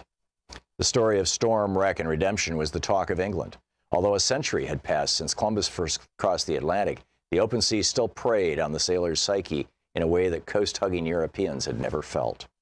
When a storm came on the Western Ocean, there was no chance of running to harbor. Voyagers were beyond the frontiers of civilization, encroaching on spaces unlit by Christianity, where dark forces reigned. Anything could happen. At the height of Shakespeare's play, a few noblemen come on deck, demanding to speak with the ship's master. "You mar our labor," the boatswain answers. "Keep your cabins. You do assist the storm." The words sound like revolution, at least on the surface. The seaman seems to be a leveler who favors meritocracy over aristocracy. "You are a counselor," the boatswain tells Gonzalo. "If you can command these elements to silence, use your authority. If you cannot, out of our way, I say." Gonzalo warns him, "Remember whom thou hast aboard." None that I love more than myself," replies the sailor. "What cares these roarers for the name of king?" Such stuff might embolden the common sort to check their supposed betters. One might think so until it's remembered that the common sort was not in the audience's play. The Tempest premiered to the elegant and closed Blackfriars Theater. The more democratic and open-air Globe Theater was always crowded with groundlings who stood in the pit chewing their sausages. But tickets to the indoor, winterized Blackfriars Theater, they were pricier. London's aristocracy sat in their boxes dressed in finery, and the guildsmen and craftsmen and professionals, up to perhaps 1,000 patrons, filled the rest of the audience. Rich though they were as eager as any to see on stage what they'd heard in rumor, what had happened to the Sea Venture. The players wobble strut on the stage as if in the heaving and tossing deck of that ship, while the master and boatswain shout instructions into the noise of the wind. "Take in the topsail." At all costs, they must keep steerage way. They catch just enough wind to point her bow into those rising seas. If a wave should take them broadside, it might roll the top-heavy ship until the mast kissed the water and she would not rise again. "Lay her a hold, set her 2 courses off to sea again, lay her off." All labor for naught. The ship does not roll, but its very boards come apart, letting in the sea like a sieve. The scene ends with mariners flooding the stage, clothes dripping with salt water, crying in despair and fear. We split. Farewell, my wife and children," the sailors wail. "Farewell, brother." Elizabethan theater may have skimped on props and sets and special effects when judged by the standards of our own blockbuster action films. It had to rely on the words of the actors to paint the scene. As Shakespeare himself put it, the breath of those who watched the play must fill the ship's sails with wind. But Shakespeare's words, they whipped up gales in the minds of the viewers. The patrons quaked under the shock of thunder and lightning. A ship full of 150 souls split at sea in the midst of the most terrible storm, and yet every person lived. This was England's most shocking, unbelievable news. More than a year earlier, on the 15th of May, 1609, the Sea Venture set sail from London, the admiral of an impressive fleet. The Diamond, the Falcon, the Blessing, the Lion, and the Unity, as well as a Pinnace, a shallow draft boat designed for coastal exploration, too small to be named, sailed behind her, headed to Virginia, the third and by far largest resupply of 2-year-old fledgling Jamestown, England's tiny, rough-hewn, and hungry little campsite, its only toehold on the vast American continent. The flotilla was the largest and most expensive and most promising overseas expedition that England had ever organized, and 600 people crowded into the vessels would triple or quadruple the population of the colony. It seemed that all England applauded their departure. Crowds of London's ever-curious spectators, one historian explains, lined the river's banks and cheered as the 7 ships, sails billowing, flags flying, glided past them on the spring afternoon. Several weeks later, after a stop at Plymouth increased the fleet to 9 vessels, they left England's tow. The book Marooned by Joseph Kelly.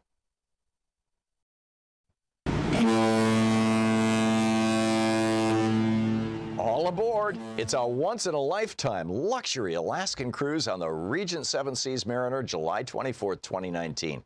For more information, Keen Luxury Travel, 800-856-1155. And did I mention we'll be getting active on board with special events with yours truly, me and Louise, as we visit Ketchikan, Juneau, Skagway, Sitka, Hubbard Glacier, and Anchorage. Want to connect with the show online? You can find the Thom Hartmann Program on Facebook, Twitter, and Instagram. Congressman Mark Pocan is with us. It's Middays with Mark. He's taking your calls for the hour. Sarah in Tarzana, California. You're on the air with Congressman Pocan. Oh, good. I'm glad I got on. This morning I was listening to your predecessor here in L.A., Stephanie Miller, and one of the main conversations was all the people who've been saying what I've been saying for months. We need Trump amendments if you guys get the Congress back. We need to put some ironclad laws in that would say quite plainly that you have to be as clear and transparent as the L.A. skyline after Santa Ana's cleared our air. And that's that I don't want Trump to be able to obfuscate, and I mean, I've known who he was since 1968 when he made it really difficult for LA Unified to build a badly needed school on the Ambassador Hotel site. So I've known he's a no good Nick for forever. But I would like to see some measures saying, okay, you want to run for president or governor or senator or congressman or, any other, you want to be on the cabinet. You had better be able to produce your tax returns, your college transcripts. There should be a civil service exam for anybody who runs for that kind of high office. I want to make sure we never get a jerk like Trump anywhere near the White House again, not even as a visitor. And I'd like to know what the Democrats, assuming you can at least take the House back and, God willing, the Senate, what you guys could do to make sure that something like this happens and protect our vote. Yeah, great question, Sarah. And, I think one of the things I've mentioned, John Sarbanes from Maryland is leading a task force. I'm one of the vice chairs, along with a lot of other folks, actually, trying to address it's essentially a good government task force addressing everything from elections reform to campaign finance reform to ethics reform. And we want that to be H.R. 1, that means the very first bill that Democrats introduced in the House of Representatives would be a bill to address all of that. We want to start the hearings on the tax returns and on the emoluments clause to get to the bottom of all the corruption, really, that's happening with this current administration. So there's a lot that we can do, and we are very committed to it because, I think for many of us, we thought the emoluments clause was pretty self-explanatory. It took this president to make it somehow confused, and now we've got to get there and clear that up. On the taxes, too, every president's always released them. This is the first one not to. I guess we have to clear it up. But Democrats are committed to do that, and again, many of us are advocating this to be the very first bill introduced in Congress next session. Charlotte in Ramona, California. You're on the air with Congressman Pocan. Hi, Tom and Congressman. I'm calling to ask you a question about I am mostly on the progressive side, but I'm confused. What is the position that the progressives take on the issue of immigration, such as what to do with the children that are coming up unaccompanied from the South, what to do about the Middle East refugees? What is your policy if the progressives could get what they want? I'd like to know what that would be. Sure. So, Charlotte, I think what we've been advocating for is really what work was kind of done 2 sessions ago, and while it wasn't perfect, it was about 100% better than where we're at right now, which was comprehensive immigration reform. That means there's going to be some extra protections at the borders, but there's also going to be a pathway to citizenship for aspiring Americans. We have to recognize we already have probably about 13 million people here who are here undocumented. It's not realistic to think that someone who came here when they were 2 weeks old or 2 years old is going to be deported at age 20 or 40 to a country they may not speak the language in, and they may not know anyone there. So we have to have something in place, and it's not an automatic. There's a process to do that. A bill went through the Senate with, I think, about 70 votes 2 sessions ago and didn't get taken up by the Republican leadership in the House of Representatives. It was a bipartisan compromise. It didn't go as far as I would have liked to gone in some areas, but realistically, that is the approach we have to do. Right now, family separation, DACA, I mean, all these are separate fights we're having that we shouldn't. We should have a comprehensive immigration reform, and I think that's the path that we would try to bring forward, again, should we be in the majority. Bill in Sun City, Arizona, you're on the air with Congressman Pocan. Hi, Tom and Congressman. Good morning and afternoon. I have 2 real quick questions. The first is habeas corpus still under suspension, as it was with George W. Bush? And how do you like working with our Kristen Sinema? I'll listen online. Thank you. Yeah, so, I mean, there's a lot of attacks, period, right now with this president, more so than even in the past. But I think, basically we have protections in this country.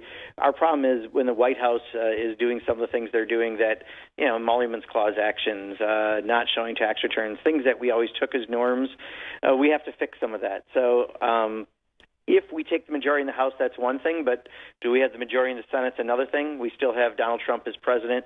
There's going to be a process to getting us back to where I think many of us would be comfortable, Bill. Second question, Kirsten Sinema, I think, has a great chance of winning the Senate seat. She came in my class. She is a very smart person. I have known her since before she was in Congress. She was a very strong progressive legislator in Arizona. I know she's moderated a little more when she got to Congress, but she is a very, very, I'd almost use the word whip smart, which I don't usually use, person. She's got a great wit, and I think when she gets to the Senate, she will be a strong voice, and certainly flipping that seat in Arizona is really important to everyone in the country. Greg in Richmond, Kentucky, you're on the air with Congressman Pocan. Greg? Yes, thank you, Tom. Thank you, Congressman. I'm calling today. I make every attempt to speak to my friends who are Republican and have open, honest, and meaningful conversations with them about issues that affect them.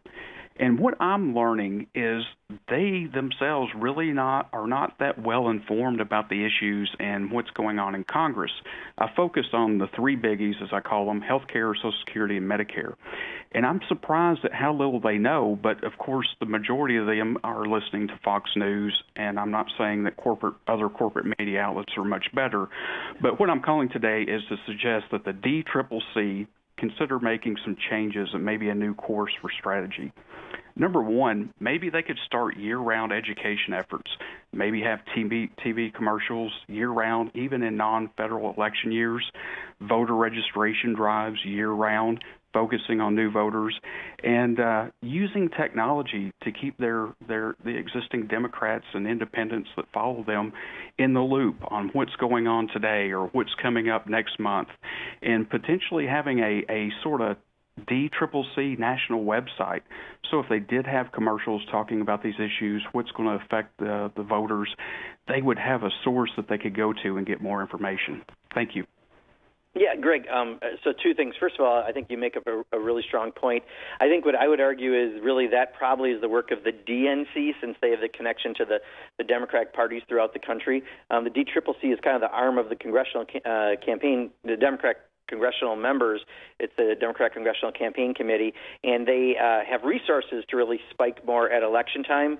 But the DNC, hopefully, is that ongoing presence, and I think under Tom Perez and Keith Ellison, they've tried to do more of that. But I completely agree with you.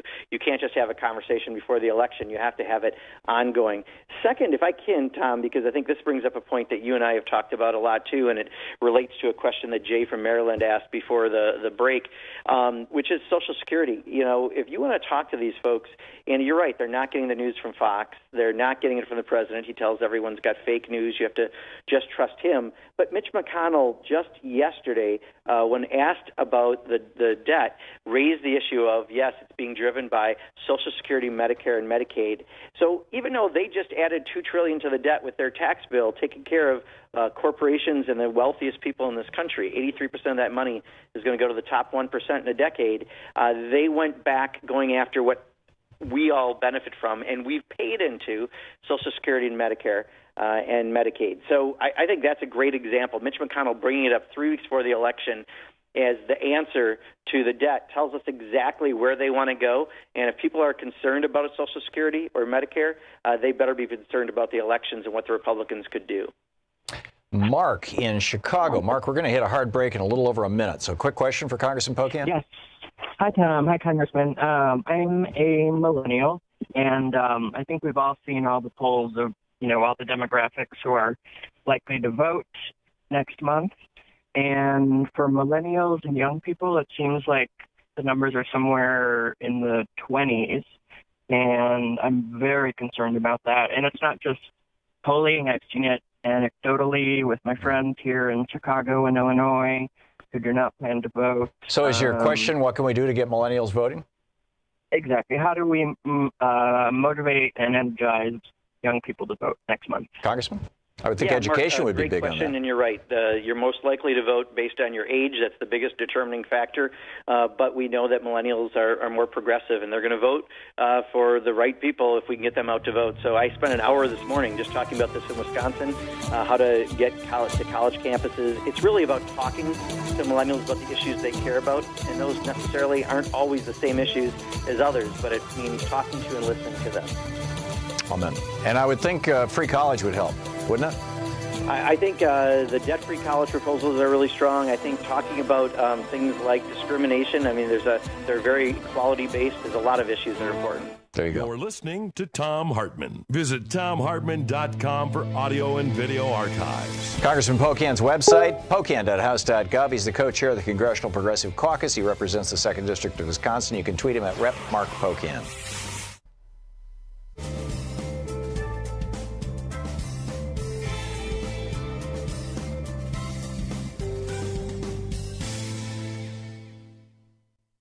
And welcome back. Mary in Las Vegas, watching Free Speech TV. You're on the air with Congressman Pocan. Hi, Congressman. Hi, Tom. Hi, Mary. I saw McConnell on TV yesterday. Scares the bejesus out of me because Social Security is all I live on. And I don't think that some of the older people are hearing this. I don't think they realize what they are going to do to harm them. And the other comment is this mob talk that he keeps trumpeting at his campaigns.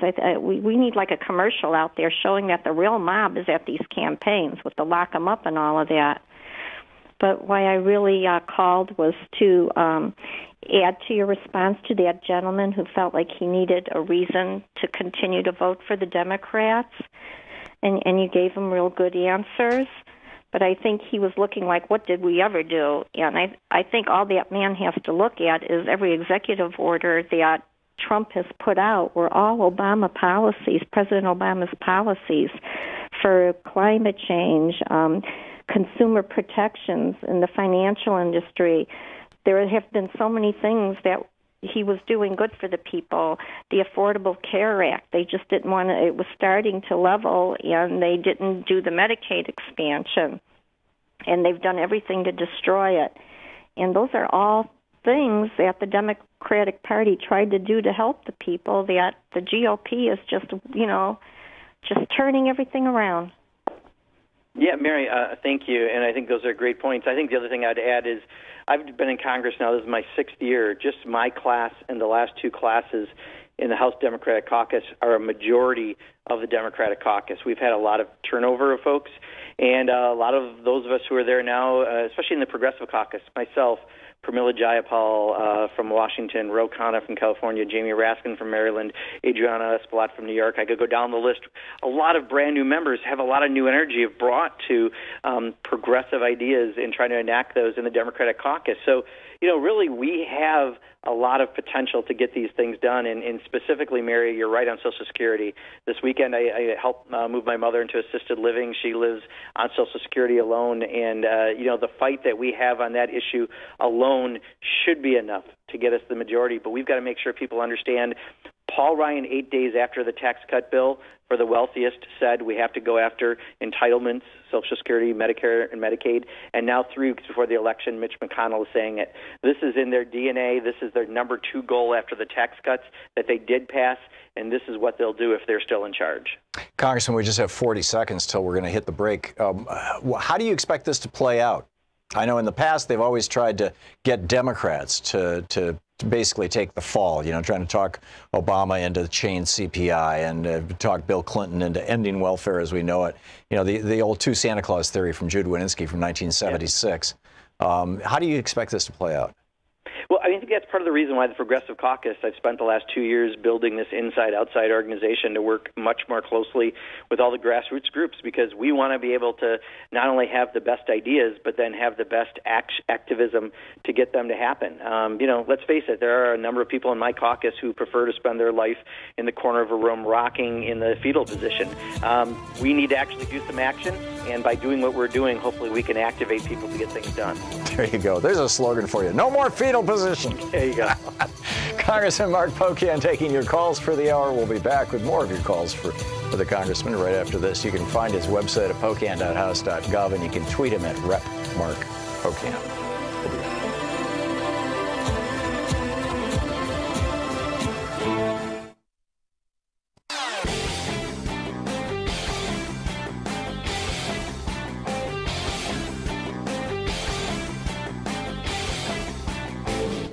Hey, Thom Hartmann here. There was a new poll out from Public Affairs Council and Morning Consult. And what this poll found was that while the news media is trusted as a primary source for what's going on, 46% of Americans say they trust the news media, 71% of Americans said that they trust their friends and neighbors as a source of media more than the news media, 71%. Now, what that means is that you, as a Free Speech TV viewer, are well informed on what's going on, far more so than the average person. So you have an opportunity now to be the news source for your friends, your neighbors, your family, whether it's on Facebook or talking to people at the store or your next door neighbors or whatever it may be.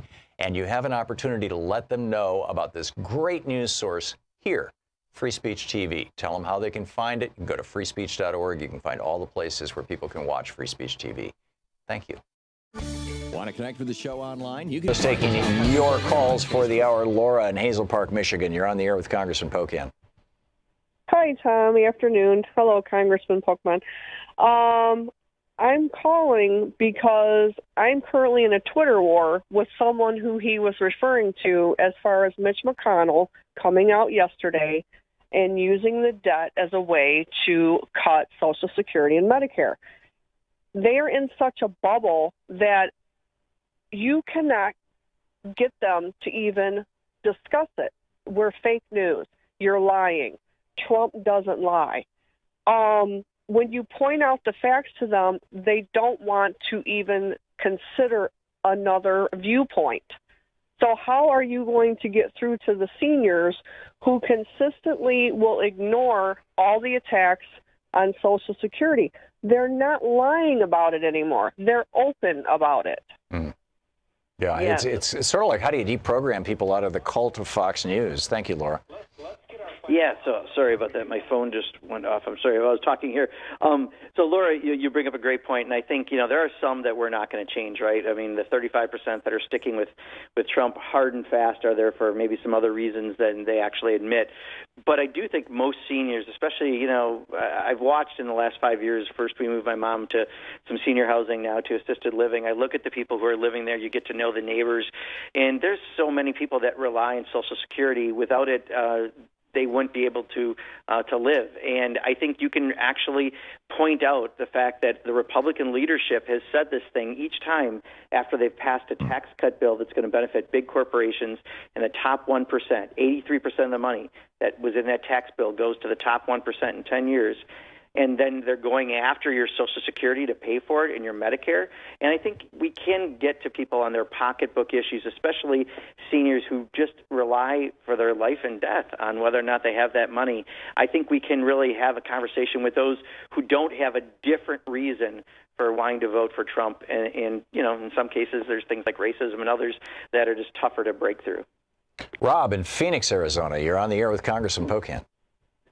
Yes. Oh, pleasure to talk to you. Hey, I wanted to talk about the DCCC strategy here, and I think what's happening with our party is we get kind of into the weeds on stuff that only affects a very few people.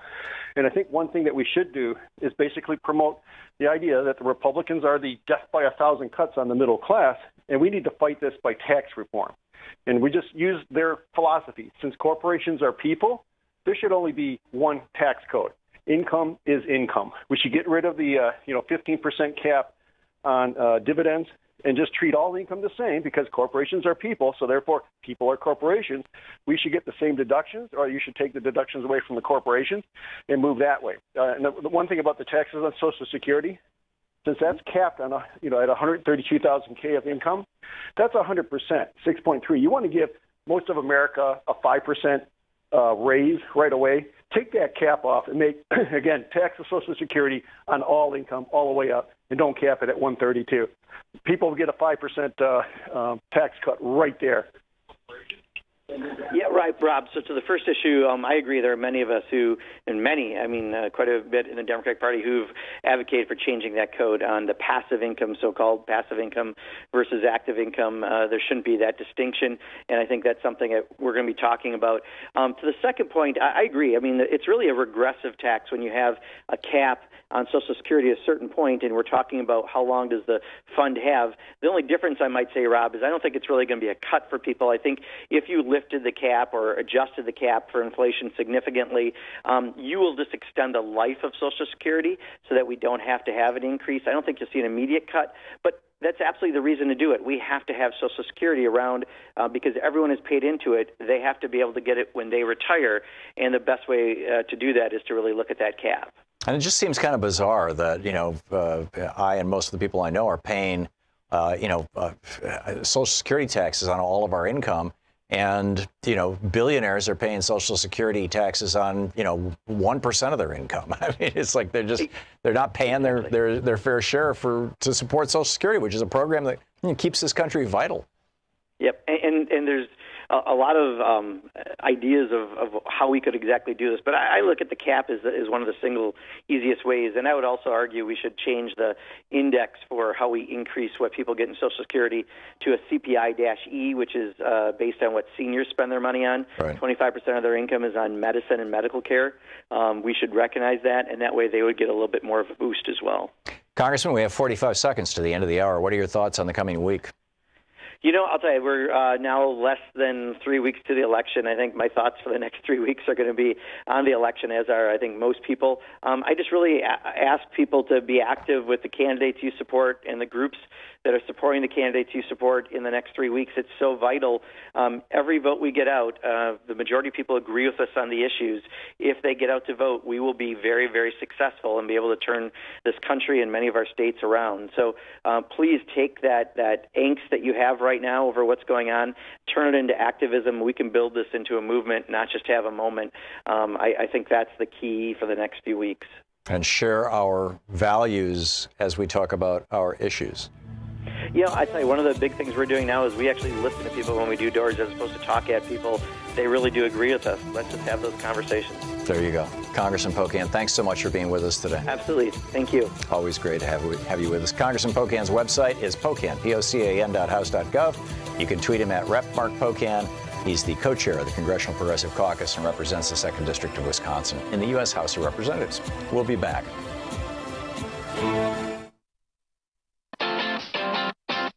You're listening to Thom Hartmann.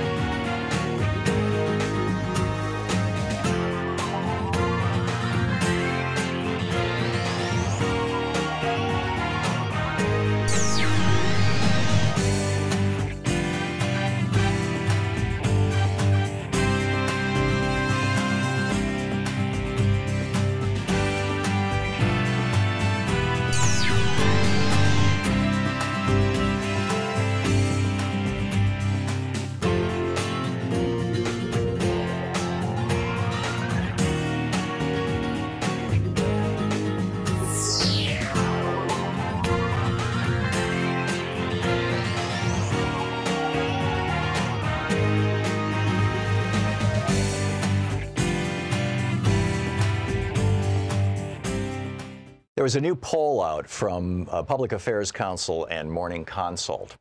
And what this poll found was that while the news media is trusted as a primary source for what's going on, 46% of Americans say they trust the news media, 71% of Americans said that they trust their friends and neighbors as a source of media more than the news media, 71%.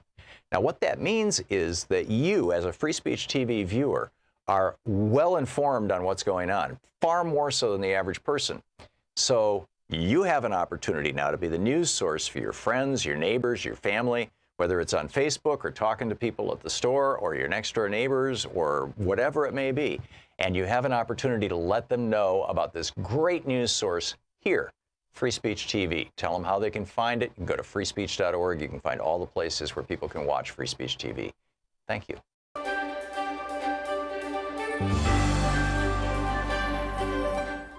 We're reading today from Tailspin, The People and Forces Behind America's 50-Year Fall and Those Fighting to Reverse It by Stephen Brill.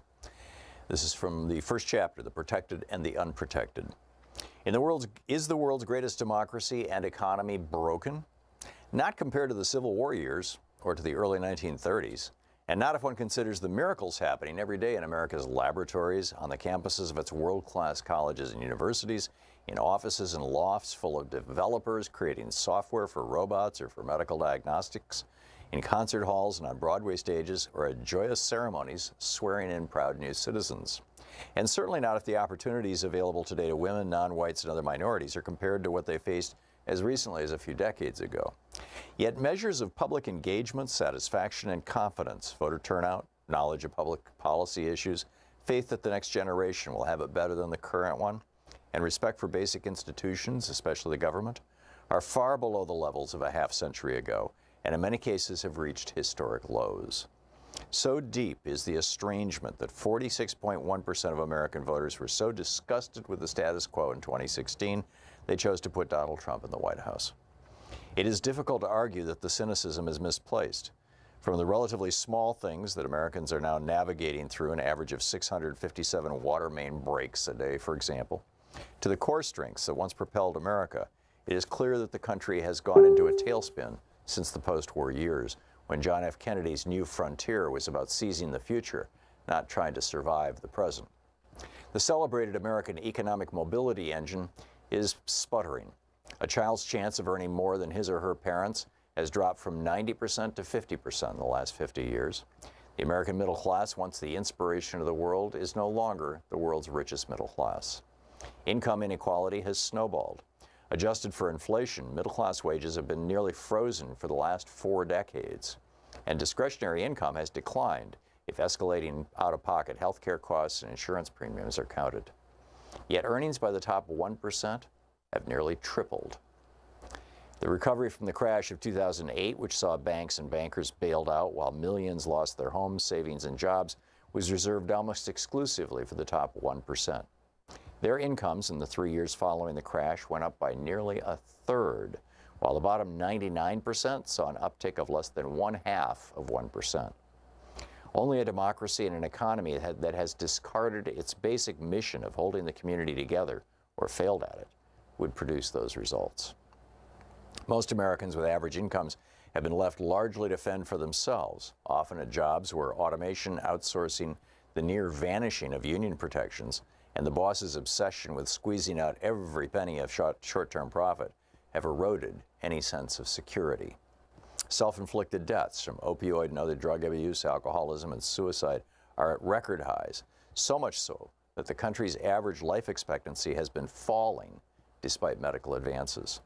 Household debt in 2017 had grown higher than the peak reached in 2007 before the crash, with student and automobile loans having edged toward mortgages as the top claims on family paychecks. The world's richest country continues to have the highest poverty rate among the 35 nations of the OECD, except for Mexico. It is tied in second to last place with Israel, Chile, and Turkey. Nearly 1 in 5 of America's children live in households that the government classifies as food insecure, meaning they are without, quote, access to enough food for an active, healthy life, end quote. Beyond that, few of the basic services seem to work as they should. America's airports are an embarrassment, and a modern air traffic control system is 25 years behind schedule. The power grid, roads and rails are crumbling, pushing the United States far down international rankings for infrastructure quality. Despite spending more on health care and K-12 education per capita than any other developed country, health care outcomes and student achievement also rank in the middle or worse internationally. The U.S. has the highest infant mortality rate and lowest life expectancy among its peer countries. And among the 35 OECD countries, American children rank 30th in math proficiency and 19th in science. American politicians talk about American exceptionalism so habitually that it should have its own key in their speechwriter's laptop. Is this the exceptionalism they have in mind? The operative word to describe the performance of our lawmakers in Washington, D.C., responsible for guiding what is supposed to be the world's greatest democracy, is pathetic. Congress has not passed a comprehensive budget since 1994.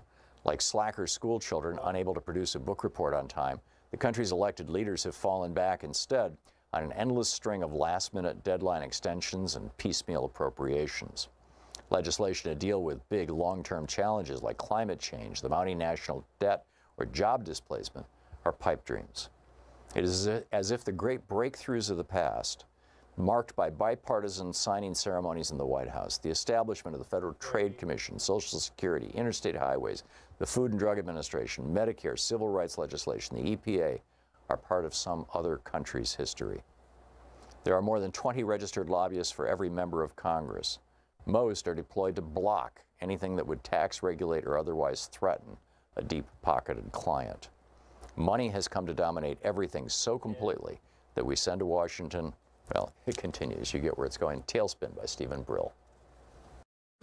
Want to connect with the show online? You can find the Thom Hartmann Program on Facebook, Twitter, and Instagram.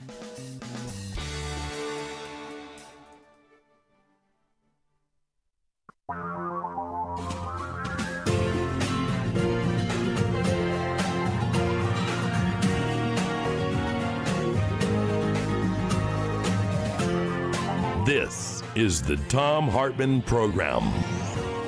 Welcome back to our third hour. Thom Hartmann here with you. We've covered a whole lot of territory so far, and just had Congressman Pocan on for an hour. A lot of one of the recurring themes throughout the day has been essentially Republican perfidy. Their willingness and enthusiasm for lying and cheating and stealing and all this kind of stuff, and what the consequence of that is, and how vulnerable are people, and is it actually working for them that they lie to people? For example, check out this ad. This is one of the I'm not sure if this is from the Republican Party, or I guess we'll find out at the very end. Here you go. The screaming, the violence, the the smears and death threats. The far left moving to socialism, undefended open borders, immediate tax increases, 100% government-run health care. The booming economy stopped. Nancy Pelosi back in power. Gridlock. And then impeachment. Is that really what you want? Voting for any Democrat gets you all of that. Future the screen. Yeah, and you know, and the graphics were pretty. The visuals were pretty graphic. This is their sales pitch, right? It's the screaming mob. And then they show pictures of women standing outside of Chuck Grassley's office, or it's the depictions, the Hispanics are coming for you, the African Americans are coming for you, the gay people are coming. This is essentially what they've been saying for 40 years. This is Lee Atwater all over again, although Lee Atwater's dead and gone. By the way, I saw last night on Rachel Maddow's show that Lee Atwater on his deathbed confessed that he set up Gary Hart, which is really interesting. I want to know more about this because Louise and I spent a week with Gary Hart and his wife on a Air America cruise back, 12 years ago, something like that. And it never came up. I'm wondering, if anybody's interviewed Donna Rice and what the deal is, because apparently, he was sitting on the piling and she jumped on his lap and they took a picture and boom, off to the National Enquirer with it, which, of course, David Pecker's publication, Good Republican. But in any case, years and years of dirty tricks. I mean, this is taking out Gary Hart was sort of like taking out Ed Muskie, the same thing. Richard Nixon did that in '72 because he knew that Ed Muskie would beat him. And so, hey, let's slip him a little Mickey here, or set him up and make him look weepy and, et cetera. So there's that. I want to just recap some of the other things we've been talking about here today. For those of you who are just tuning in or have just recently tuned in. Down in San Diego, you've got Duncan Hunter. Here's this guy, Duncan Hunter, who is under indictment. Right? 5 dozen indictments for illegally spending donor-given campaign funds on himself, his wife, and his mistresses. A string of affairs, apparently, Duncan Hunter has had. And now, trying to save his butt, he's going full racist. The guy that he is running against, Ammar Yasser Najjar, is one of his parents is Palestinian, the other is Hispanic, and he is a Christian and an American. I mean, one of his parents is Palestinian ancestry and another is a Latino ancestry. And the ad says, and his name is Campa Najjar now.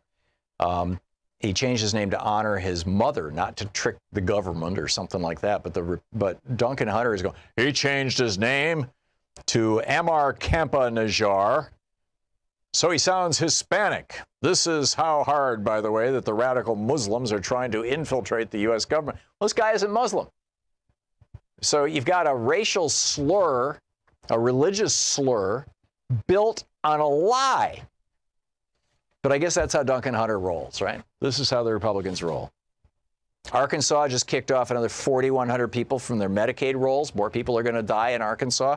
They're averaging around 4,000 a month that they're knocking off ever since Asa Hutchinson, the Republican, replaced the Mr. Beebe, the previous Democratic governor who had expanded Medicaid in Arkansas. So now they put this work requirement in. 76,000 people in the state are subject to this work requirement. And you've got to, every month, prove that you worked 80 hours, and you've got to prove it by going to a website run by the state and posting your information. But the state website is constantly down. And a lot of people who are only working 80 hours a month, that's 20 hours a week, at minimum wage, can't even afford to have the internet, particularly in this monopolistic world that we have, can't afford a computer and whatnot. And so they get kicked off, they lose their health insurance because they're low income. And that's the whole point of Medicaid, is to be there for people who are low income. The Khashoggi story is getting weirder and weirder now. Apparently, there is a recording of this. One of the stories that I heard a little while back was that it was recorded by his Apple Watch. I don't know if that's the case, but, you know, because there's just so much that we don't know. But what we do know, according to the Turks, is that it took about 7 minutes to kill Khashoggi, and that first, after they snatched him and beat him, they cut his fingers off while he was still alive, according to the New York Times today. And then this from Travis Geddes over at Raw Story. He was tortured and dismembered over 7 minutes while he was still alive. He was abducted October 2nd from the Consul General's office at the Saudi consulate in Istanbul, dragged into a study next door. A witness downstairs heard horrendous screams. The consul himself was taken out of the room, the source told the website. There was no attempt to interrogate him. They had come to kill him. The head of forensic evidence of the Saudi General Security Department is a guy by the name of Salah Mohammed al-Tubaigi. He was the doctor, right? He was among the 15-man squad who arrived by private jet. You fly in and out of places by private jet. Rich people do this. You don't have to go through airport security. So you can bring a bone saw with you.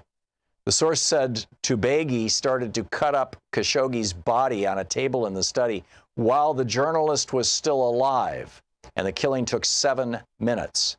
Tubaigi, the doctor who was cutting up Khashoggi, put on earphones and listened to music as he dismembered Khashoggi's body with a bone saw, and he advised other squad members to do the same.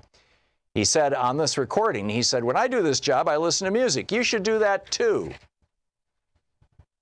Right. And while a federal judge just stopped, or actually forced, Betsy DeVos to actually enforce the law, there was a law passed during the Obama administration that said that if you are a student and you got screwed by a for-profit university like Trump University, if you got hustled on a loan, if you got, basically if you got screwed by one of these sham for-profit universities that are just proliferating across the country. Betsy DeVos loves these things. She invests in them. If you get screwed by them, the government will help you out. Will help you recover your money and make you whole. That was the law passed during the Obama administration. For a year and a half, almost 2 years now, Betsy DeVos has been refusing, as head of the Education Department, been refusing to enforce that law. And a federal judge came along and said, you must do it. And so theoretically, they're going to start today. Now, Mitch McConnell doesn't like those kind of federal judges who actually ask them to enforce the law. He would much rather have right-wing Republican ideologues on the bench.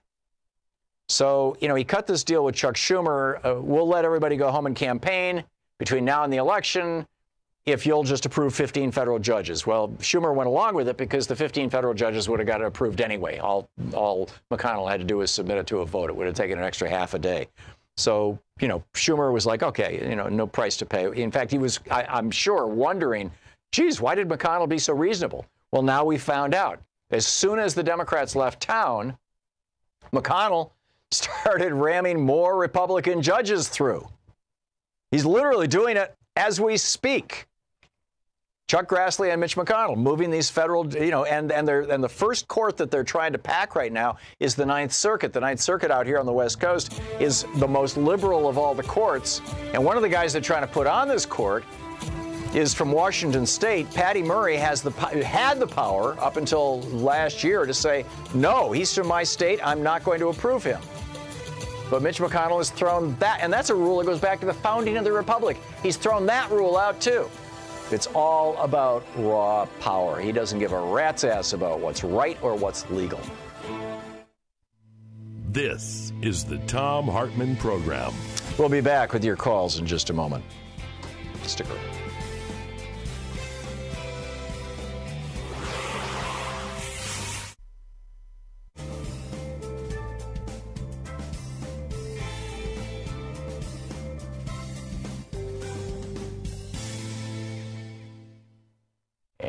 welcome back. Jimmy in Arkansas. Hey, Jimmy, what's on your mind? Thanks for watching us on Free Speech TV. Oh, yes, Tom. Nice to talk to you. I just wanted to comment about what the Republican governor in Arkansas has done to the Medicaid, which you spoke about. I got firsthand knowledge. I know what he's done, and it's not good. You know, I go to the pharmacy, and it used to be crowded for several years, you know, before he did this. But now it's not that many people are there. It's thinned out. It's really sad. And let me ask you this: what about employment? What is employment? Self-employment, yard sales, lemonade stands? that makes no sense. Yeah, and if you can't find 80 hours a month worth of employment, you can't get health care. And I'm guessing there are parts of Arkansas where there's just not an abundance of jobs. Yeah, no public transportation is terrible here, so a lot of people can't get to the job anyway. Yeah. You know, it's just awful, and I hope that we get a Democratic governor this November that'll change this back. Yeah. And I'm hopeful that he will.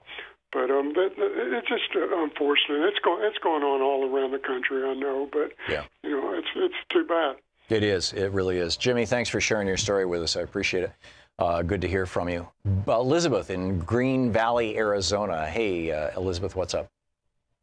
Hi, Tom. Every time I call, I get really nervous, so I'll try to get out my thoughts clearly. I'm a person that yells at the TV, and when the Republicans call Medicare an entitlement, I want Democrats to yell back saying, no, it's not. It's an annuity. They've paid into it their entire working life. Right. So it's not an entitlement. And then the other thing that gets me is this new thing about screaming mobs. I want to say, no, it's not. It's your constituents that don't listen to you. Go ahead. You don't listen to them. That's why they're yelling. Yeah. You know? Yeah. And so I just wish the Democrats would start spinning these phrases into a more positive, honest term, so the corporate media can start reporting this, or at least hear it. Yeah. And because people are, there was a neighbor who didn't have health insurance, but she got cancer, but she felt she had to die instead of trying to apply for assistance because I'm not going to be a leech on society. Oh, geez. So Fox News and all those right-wing media have brainwashed people, and they don't even know they're being brainwashed. And I was like another caller, when you try to talk to these Fox News viewers, it's like talking to a wall. Yeah. You know, they're just or a zombie or a robot. They just can't think. They can't use their brain. And they're cult members. You know that, Elizabeth. That's what we're talking about here. Fox News and right-wing hate radio have basically become a cult, and these people live in a largely reality-free bubble, and it's a genuine tragedy because it's in many cases it's destroying their lives and their families at the same time that it's destroying our country. Although it is exactly what Rupert Murdoch wants. Thank you, Elizabeth, for the call, and I'm sure the Koch brothers are very happy about it too. We'll be right back.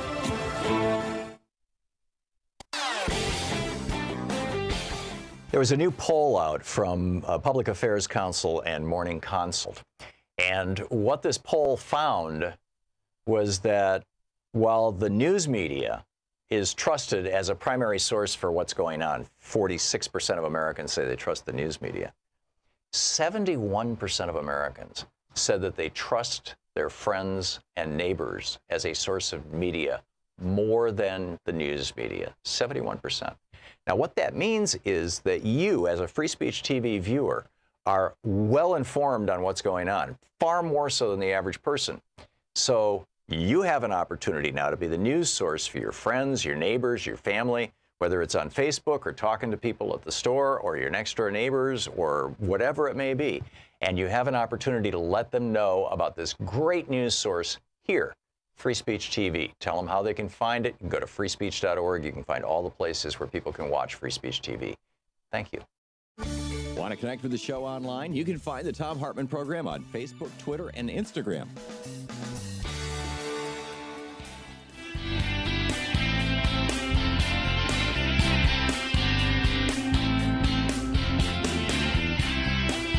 Welcome back. Thom Hartmann here with you. And the Republicans, by the way, are now saying that we really need to depoliticize the House Intelligence Committee. You know, it needs to be. This is a verbatim quote. Hang on, just I got to find it here. Yeah, here it is. This is a verbatim quote from Republican Congressman Tom Rooney of Florida. It has to revert back to the way that it was. Sort of like the sleepy little classified committee that nobody ever hears about. This is the committee that just kept investigating Hillary Clinton over and over and over again. And, you know, from Benghazi to emails to I mean, you name it. And of course, Mitch McConnell now has come out and said, well, we said that those tax cuts would pay for themselves. You know, we said that not only would it be revenue neutral, it would be revenue positive, but we now have $1 trillion deficit, so we have to take on the entitlements, Social Security, Medicare, and Medicaid. We just have to cut these things because we cannot, welsh on the $1 billion tax cut that we gave to rich people who fund Republican campaigns. I mean, there's no way we can get that money back from them. So, oddly enough, by the way, just a little detail here, and then I'll pick up your phone calls. The federal deficit for last year, the fiscal year, the government's calendar year is not, or the government's fiscal year, the budgeting year, the year for the government is not January through December. It's October 1st to September 31st. So on October 1st, we started the 2019 budget year for the United States government, which means that on September 31st, the 2018 budget year ended. And so now 2 weeks later, we can look back at last year and see what the situation was. And sure enough, last year we had a $750 billion deficit. In just 1 year, we added $750 billion to our debt, to our national debt, $779 billion. And interestingly, 4 Republican policies. If you got rid of 4 Republican policies, we would have had a $156 billion surplus. Now, remember that when the Republicans start saying, oh, we've got a debt, we've got to cut Social Security and Medicare and Medicaid, oh my God. No, if there was no war in Iraq, which we relied into by a Republican president, if there was no war in Afghanistan, which a Republican president took us into, without needing to, we didn't need to take down an entire country to get bin Laden. In fact, Mullah Omar, who ran Afghanistan, was perfectly willing to arrest him and turn him over to us. There's reported in the Washington Post. Bush said, no, I'd rather have a war. War presidents get all kinds of power, you know. So if we didn't have a war in Iraq and we didn't have a war in Afghanistan, and we didn't have the Bush tax cuts and we didn't have the Trump tax cuts, 4 simple Republican policies. If we didn't have those things, this year we would have paid down the debt on the national debt by $156 billion. In fact, this is an amazing statistic, but had George W. Bush not done his tax cut and his 2 wars, Afghanistan and Iraq, and had Donald Trump not done a tax cut, we would have nearly paid off the entire federal debt by now, because Bill Clinton left that kind of a surplus. That is breathtaking. I mean, that's just absolutely breathtaking. So anyhow, let's pick up some phone calls. David in Madison, Wisconsin. Hey, David, what's on your mind? Hey, Tom, thanks for taking my call. Just wanted to make a couple comments on the ad that was played by the Republicans. I just think first of all, it sounds like a cheap intro to like Judge Judy or something, but I think it's just mind-boggling how they can put out an ad that's so completely ludicrous and false and really play to their audience. So I think it's sad how people get their information in this country, and all they have to do is play an ad like this, and it really empowers people on the right. They really hear that and feel empowered and completely agree with something so silly. No, it's all grievance, right? There were no issues in it at all. It was like, be careful of the mob. Amazing. David, thank you. Spot on. We'll be right back. You're listening to the Thom Hartmann Program. Call 202-808-9925. On the other side of this break, we'll be picking up your phone calls, and at about 10 minutes to the top of the hour, we'll be checking in with Talk Media News.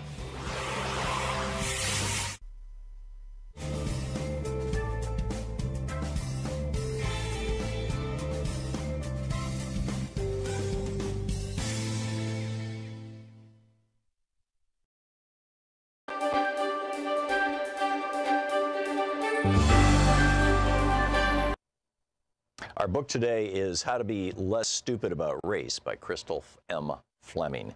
This is from page 28, in the chapter, The Idiot's Guide to Critical Race Theory. As stated previously, we live in a society where the phrase white supremacy has been traditionally used to refer to neo-Nazis and extremists, rather than the dominance of people socially defined as white.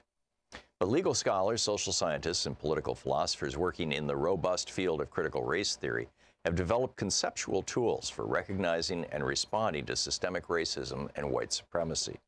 Critical race theory is an interdisciplinary body of scholarship that emerged in the aftermath of the civil rights movement as legal theorists grappled with naming and challenging the persistence of racism after the fall of de jure segregation at law.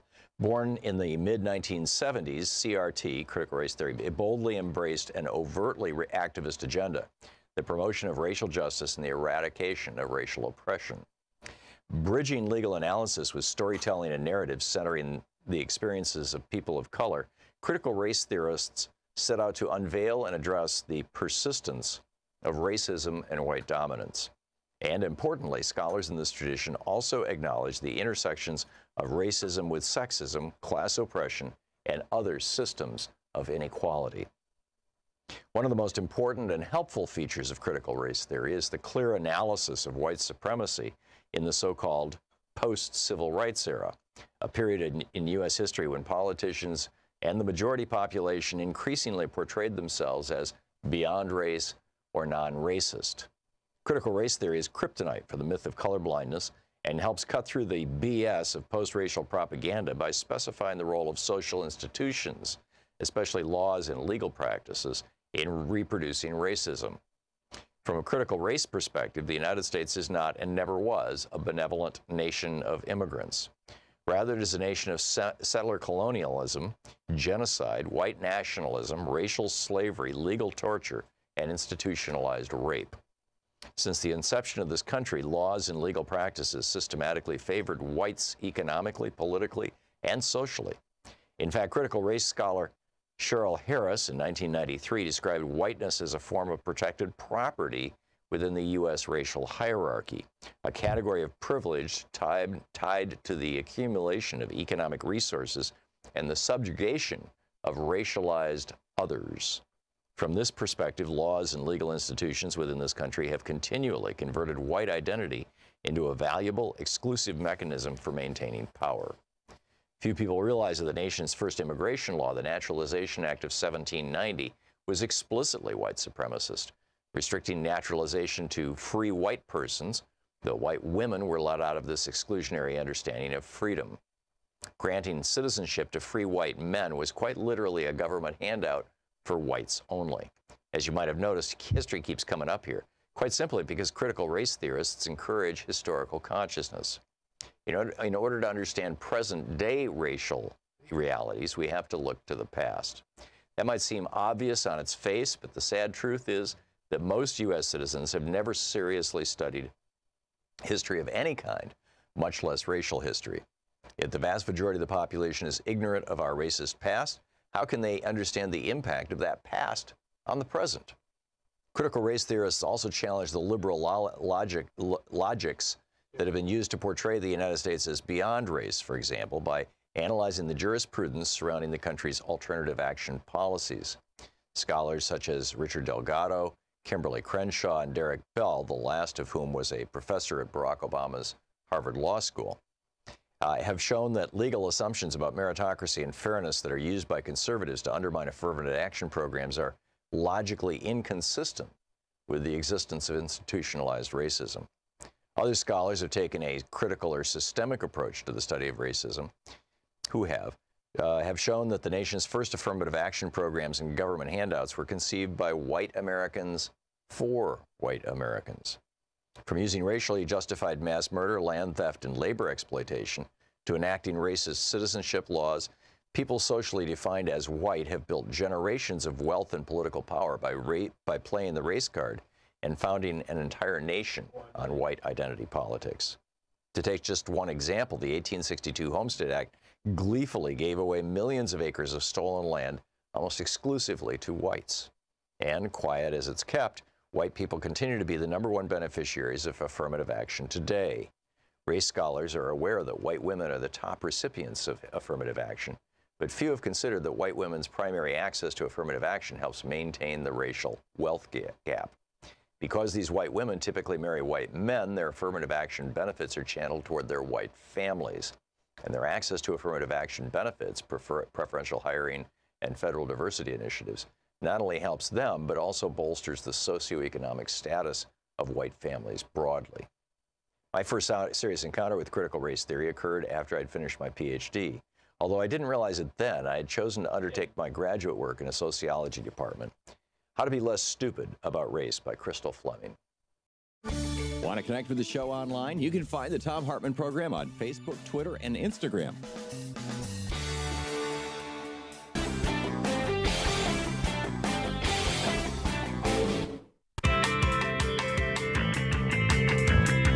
Welcome back. Thom Hartmann here with you. And yeah, the Republicans are at it again to, take from the poor, give to the rich. It's like, somebody read them Robin Hood when they were little kids and they got it mixed up, right? Apparently the sheriff of Nottingham was the good guy. Incredible. Just incredible. Robin in Kingston, Washington. Hey, Robin, what's on your mind today? Hi, Tom. Kind of a follow-up from yesterday. Thank you. Yesterday I called in and I sort of drew a line between Carter, his observation that we live in an oligarchy, and certain either failure of the Democratic Party to stand up. And I have an idea on how, it's pretty radical, but it's how to get more of the 60 to 65% of progressives who live in this country out to vote. Again, Michael Moore made that point in his last movie. I maintain that we should round out our parties in this country to 5 by having a D, small d, capital P-A-R-T-Y, associated with the Democratic Party. That means we have a Republican Party, a Democratic Party, the Independent Party or Independent Group, then the Tea Party and the D Party. And this would function basically as an umbrella and a place for somebody, for the millions of people who are frustrated at how Bernie Sanders was treated. And I can't tell you how frustrated I am about that, even though I don't agree with his foreign policy. I just think that this is an approach and a concept because you listen to Ellison, you listen to the head of the Democratic Party. You had him on earlier this week. Yeah, Tom Perez. There's a tone deafness, Tom. There's a huge tone deafness. Even though Robin, the Democratic Party is not. Robin, it's actually changing very, very rapidly. This, by the way, the Democratic Party isn't listening to you. The Democratic Party doesn't care about you. That's a meme that the Republican Party is working really, really hard to promote on venues like this program, and on Facebook and other places like that. As Congressman Pocan just said, more than half of all the Democrats in Congress are members of the Progressive Caucus.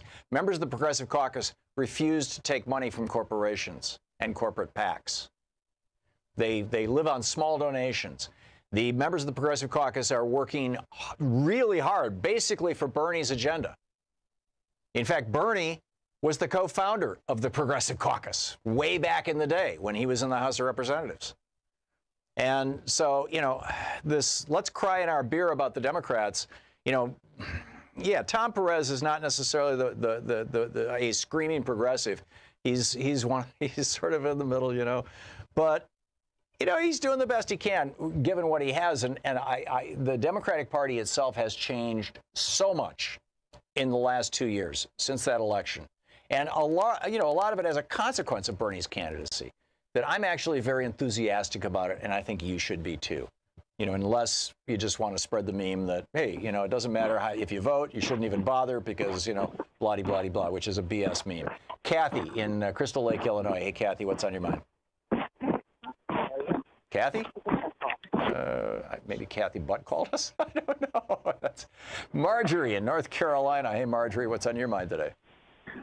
Hi, Tom. How are you? I'm well. How are you, Marjorie? Tom, I'm fine. Tom, you know, every time I hear you say they're getting ready to cut the Social Security income, I'm reminded about this 80-year-old woman I met at Amazon.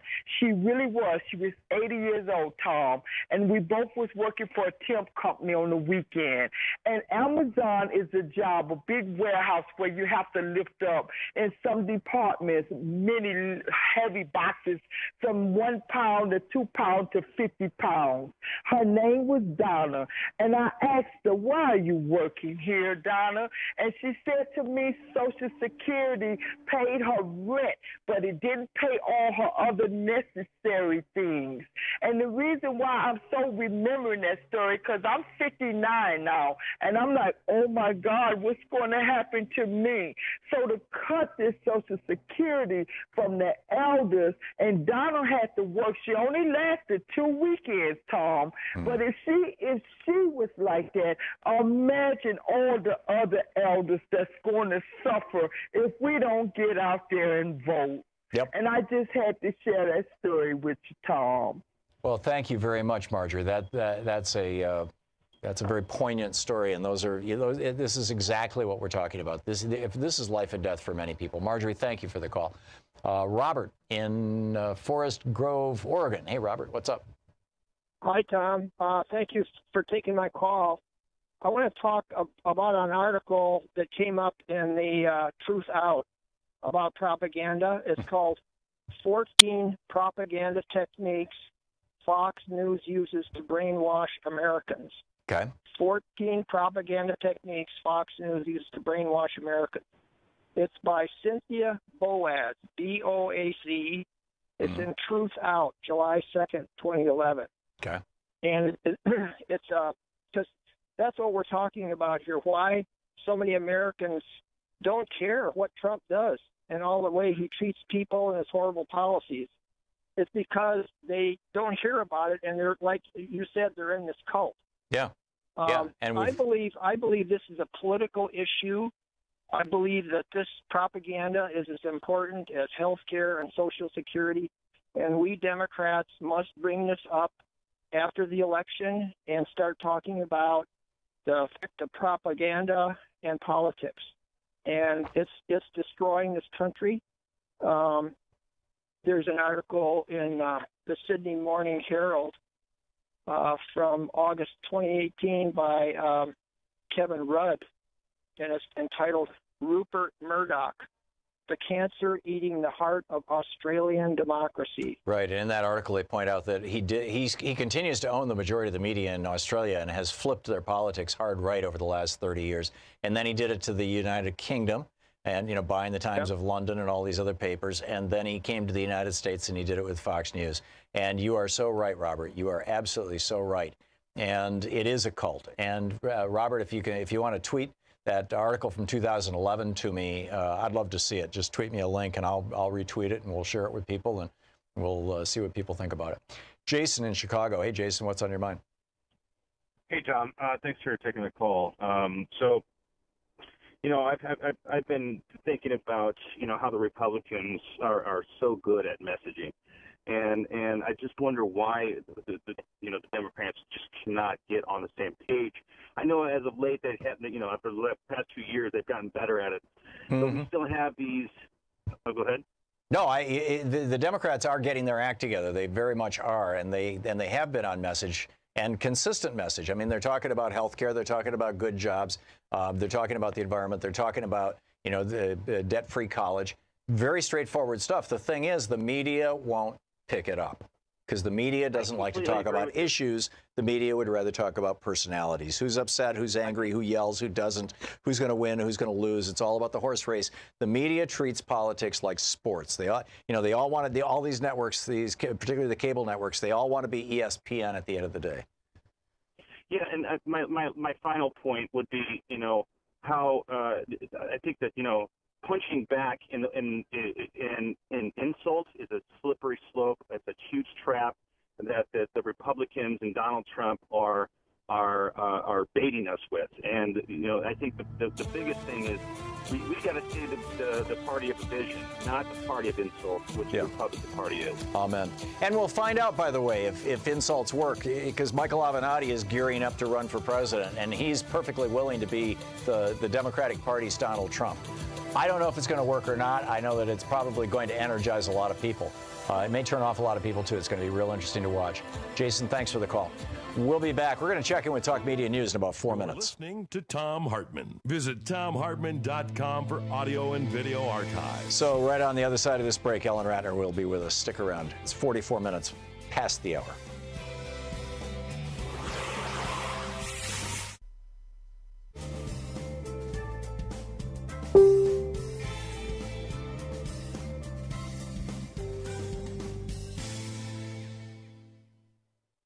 And welcome back.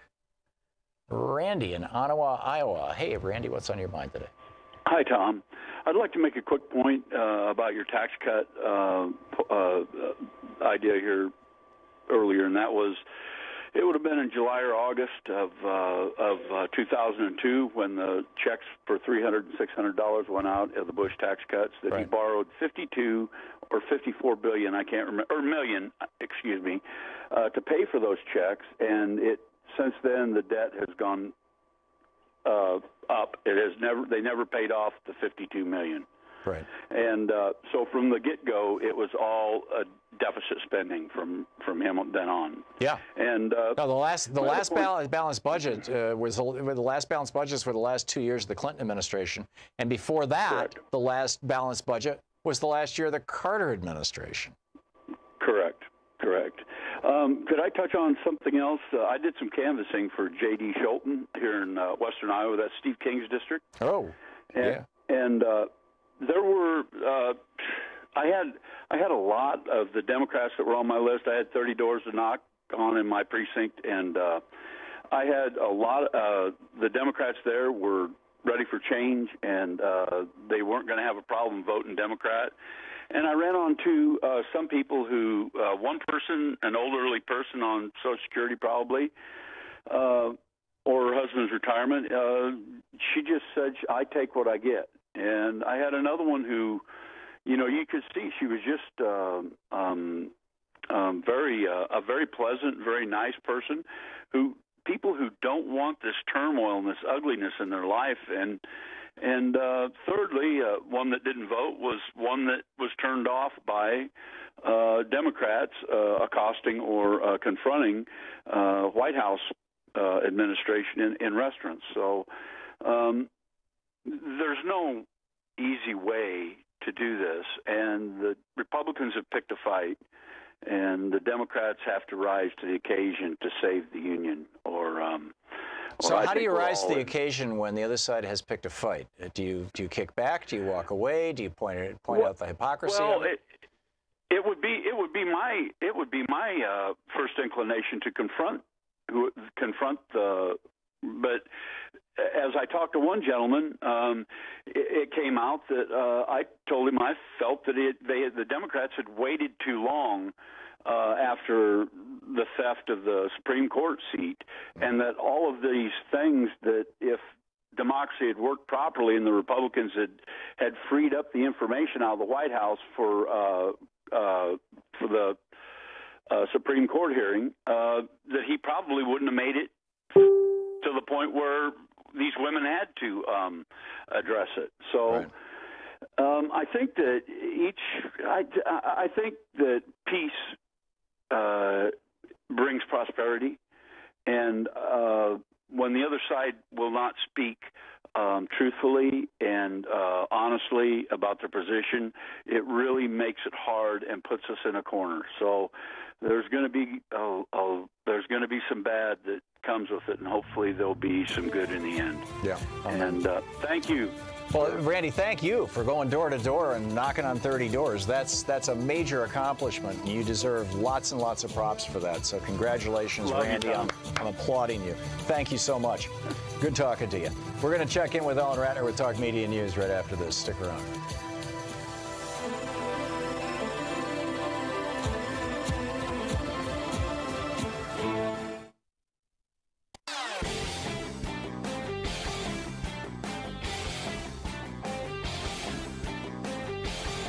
There was a new poll out from Public Affairs Council and Morning Consult.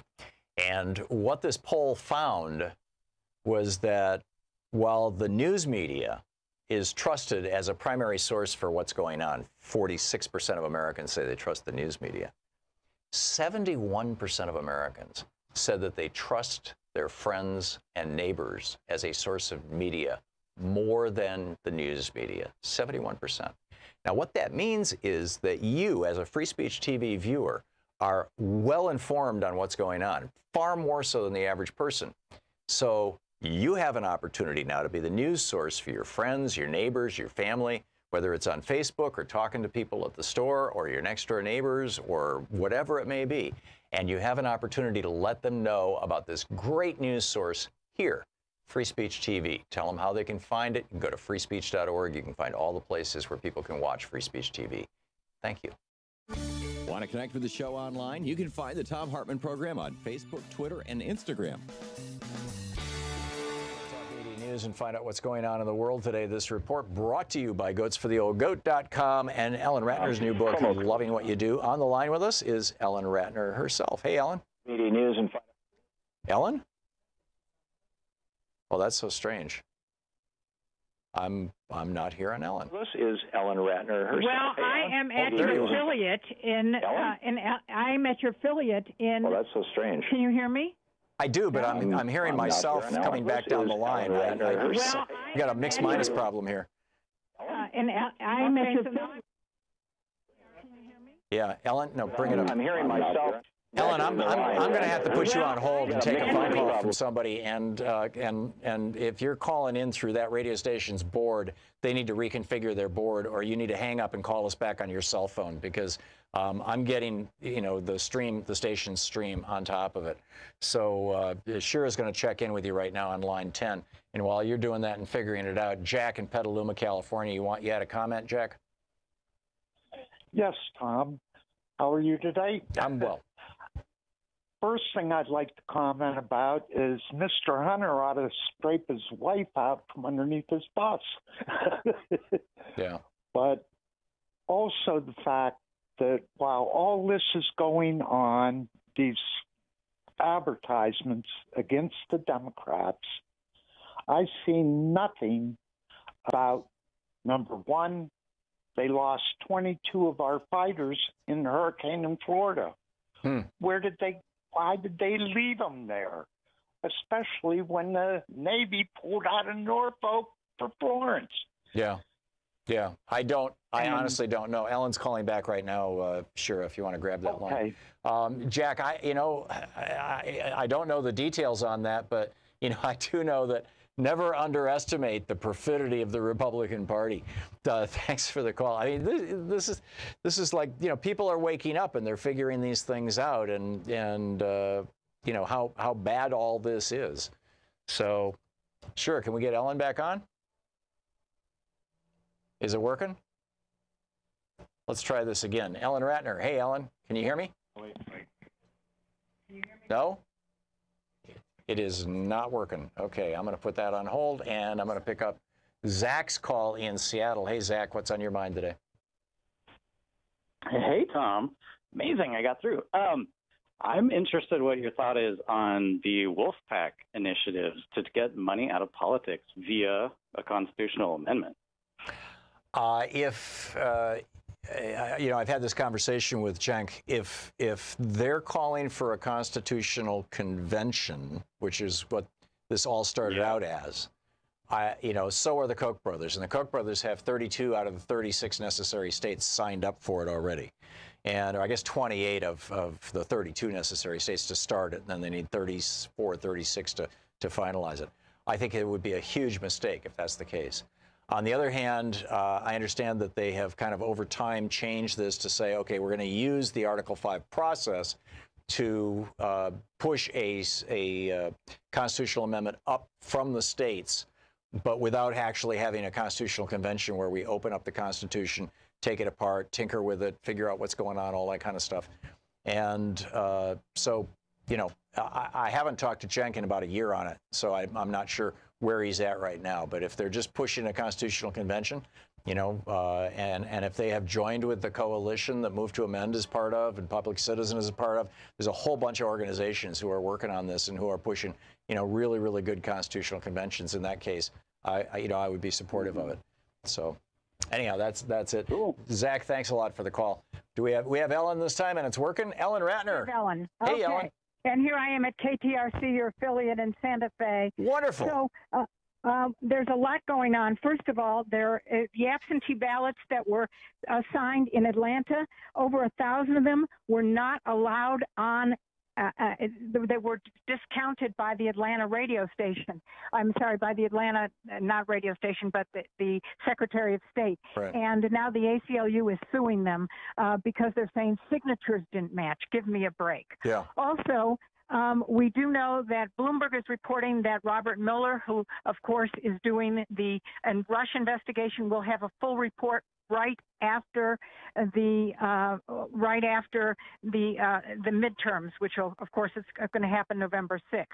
Also, now Donald Trump says he hasn't heard the tape. He doesn't know if there's a tape, but we do know that the Secretary of State is coming back from Turkey, and he said he expects a full report from the folks in Turkey and what's happening with Saudi Arabia. Also, ProPublica now says that the Trump family did not tell the truth for investors, that they claimed in Las Vegas that they were sold out, but only 25% of the units were sold by 2011. And the result is that they did build it in Fort Lauderdale. They entered into foreclosure. And so there's many, many stories that ProPublica has looked at and found out that they did not actually wind up doing at all in any way, shape, or form. From that report, what I'm seeing is Ivanka lied to the investors, Donald lied to the investors lost $35 or $55 million or something like that. And right. And on top of that, remember Cyrus Vance?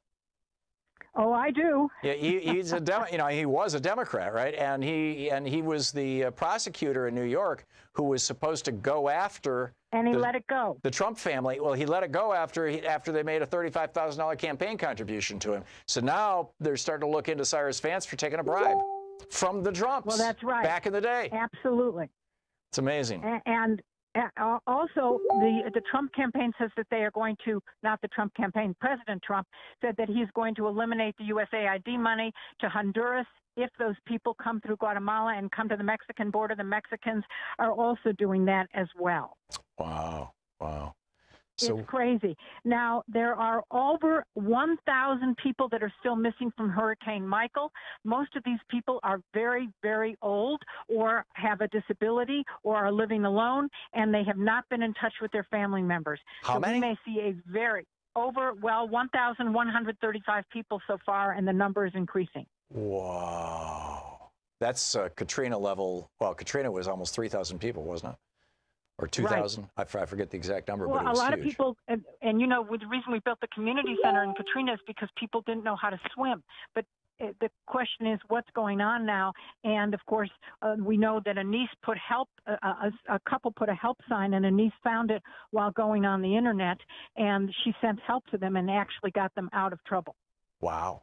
Would that be like Google Earth or something? I mean, that's remarkable. That's exactly what it was. That's exactly how she found it.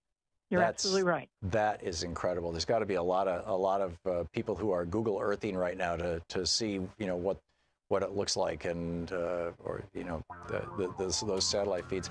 Ellen, would you please give my very best regards to everybody at KTRC? They were one of our very first commercial affiliates. It's a great radio station. I certainly will, and we're sitting right here in the studio. Cool. I have done my show out of that studio. It's been a long time, but I've done my show out of that studio. I'd love to do it again one of these days. Ellen Ratner with Talk Media News at KTRC in Santa Fe. Thank you, Ellen. Thank you. And thank you for being with us today. We'll be back tomorrow, same bat time, same bat place. And in the meantime, don't forget, democracy is not a spectator sport. There's so much you can do to help support good Democratic candidates. Check it out. Get out there. Go to Rock the Vote. Go and Democrats.org. Get active. Tag You're It. We'll see you tomorrow. You've been listening to Thom Hartmann. For audio and video archives, visit thomhartmann.com.